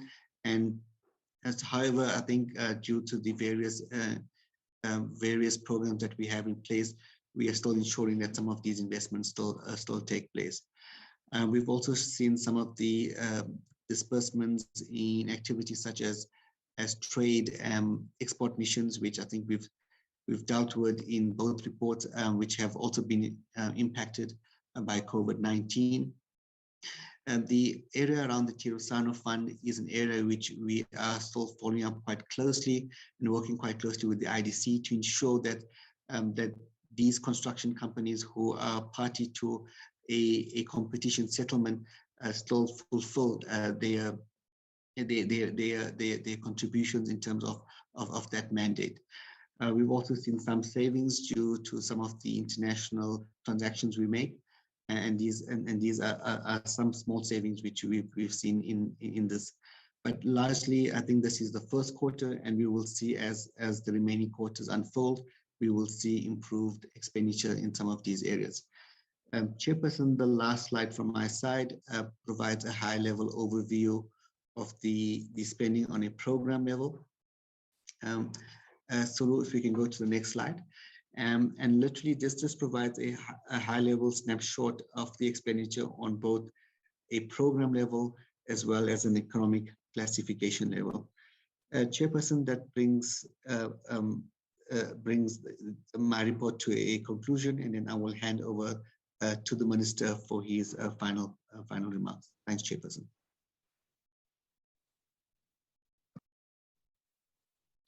Chairperson, through you, I think the acting DG and the CFO have handled the report very, very well. So there's nothing I would like to add other than to thank them for setting out the details in the report.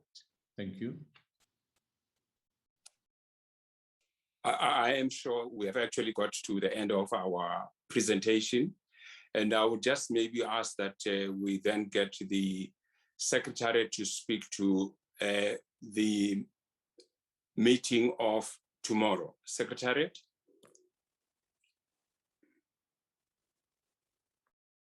Chairperson, just to remind members, before we broke for recess, the committee was intending to consider the fourth quarter report, but because of the parliamentary program changes, we were not able to complete that process. The committee has scheduled to look at the fourth quarter report tomorrow, and we have requested, the report was submitted to members, and I just a couple of minutes ago resent the report and requested members to submit concluding remarks as well as recommendations for consideration. To date, we have received comments from the African National Congress, which will be presented tomorrow at the committee. That's the only item on the agenda for tomorrow, the fourth quarter report consideration, the first draft of that, and request that other parties, members, submit comments, concluding remarks or recommendations for consideration tomorrow. Thank you, Chair. Thank you very much, Secretariat. Honorable members, I'm sure we will conclude our meeting now.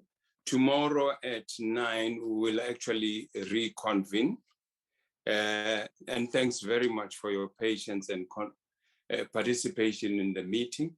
So unless maybe there are any announcements, Secretariat, or issues we need to raise relating to tomorrow, I would actually then take you as the last call. No further announcements, Chair. Just if any other members have comments, they need to forward it us by this evening or tomorrow morning, Chair. Thanks. Wonderful. Thank you very much. Can we then actually conclude our meeting? And thank you very much for your contribution.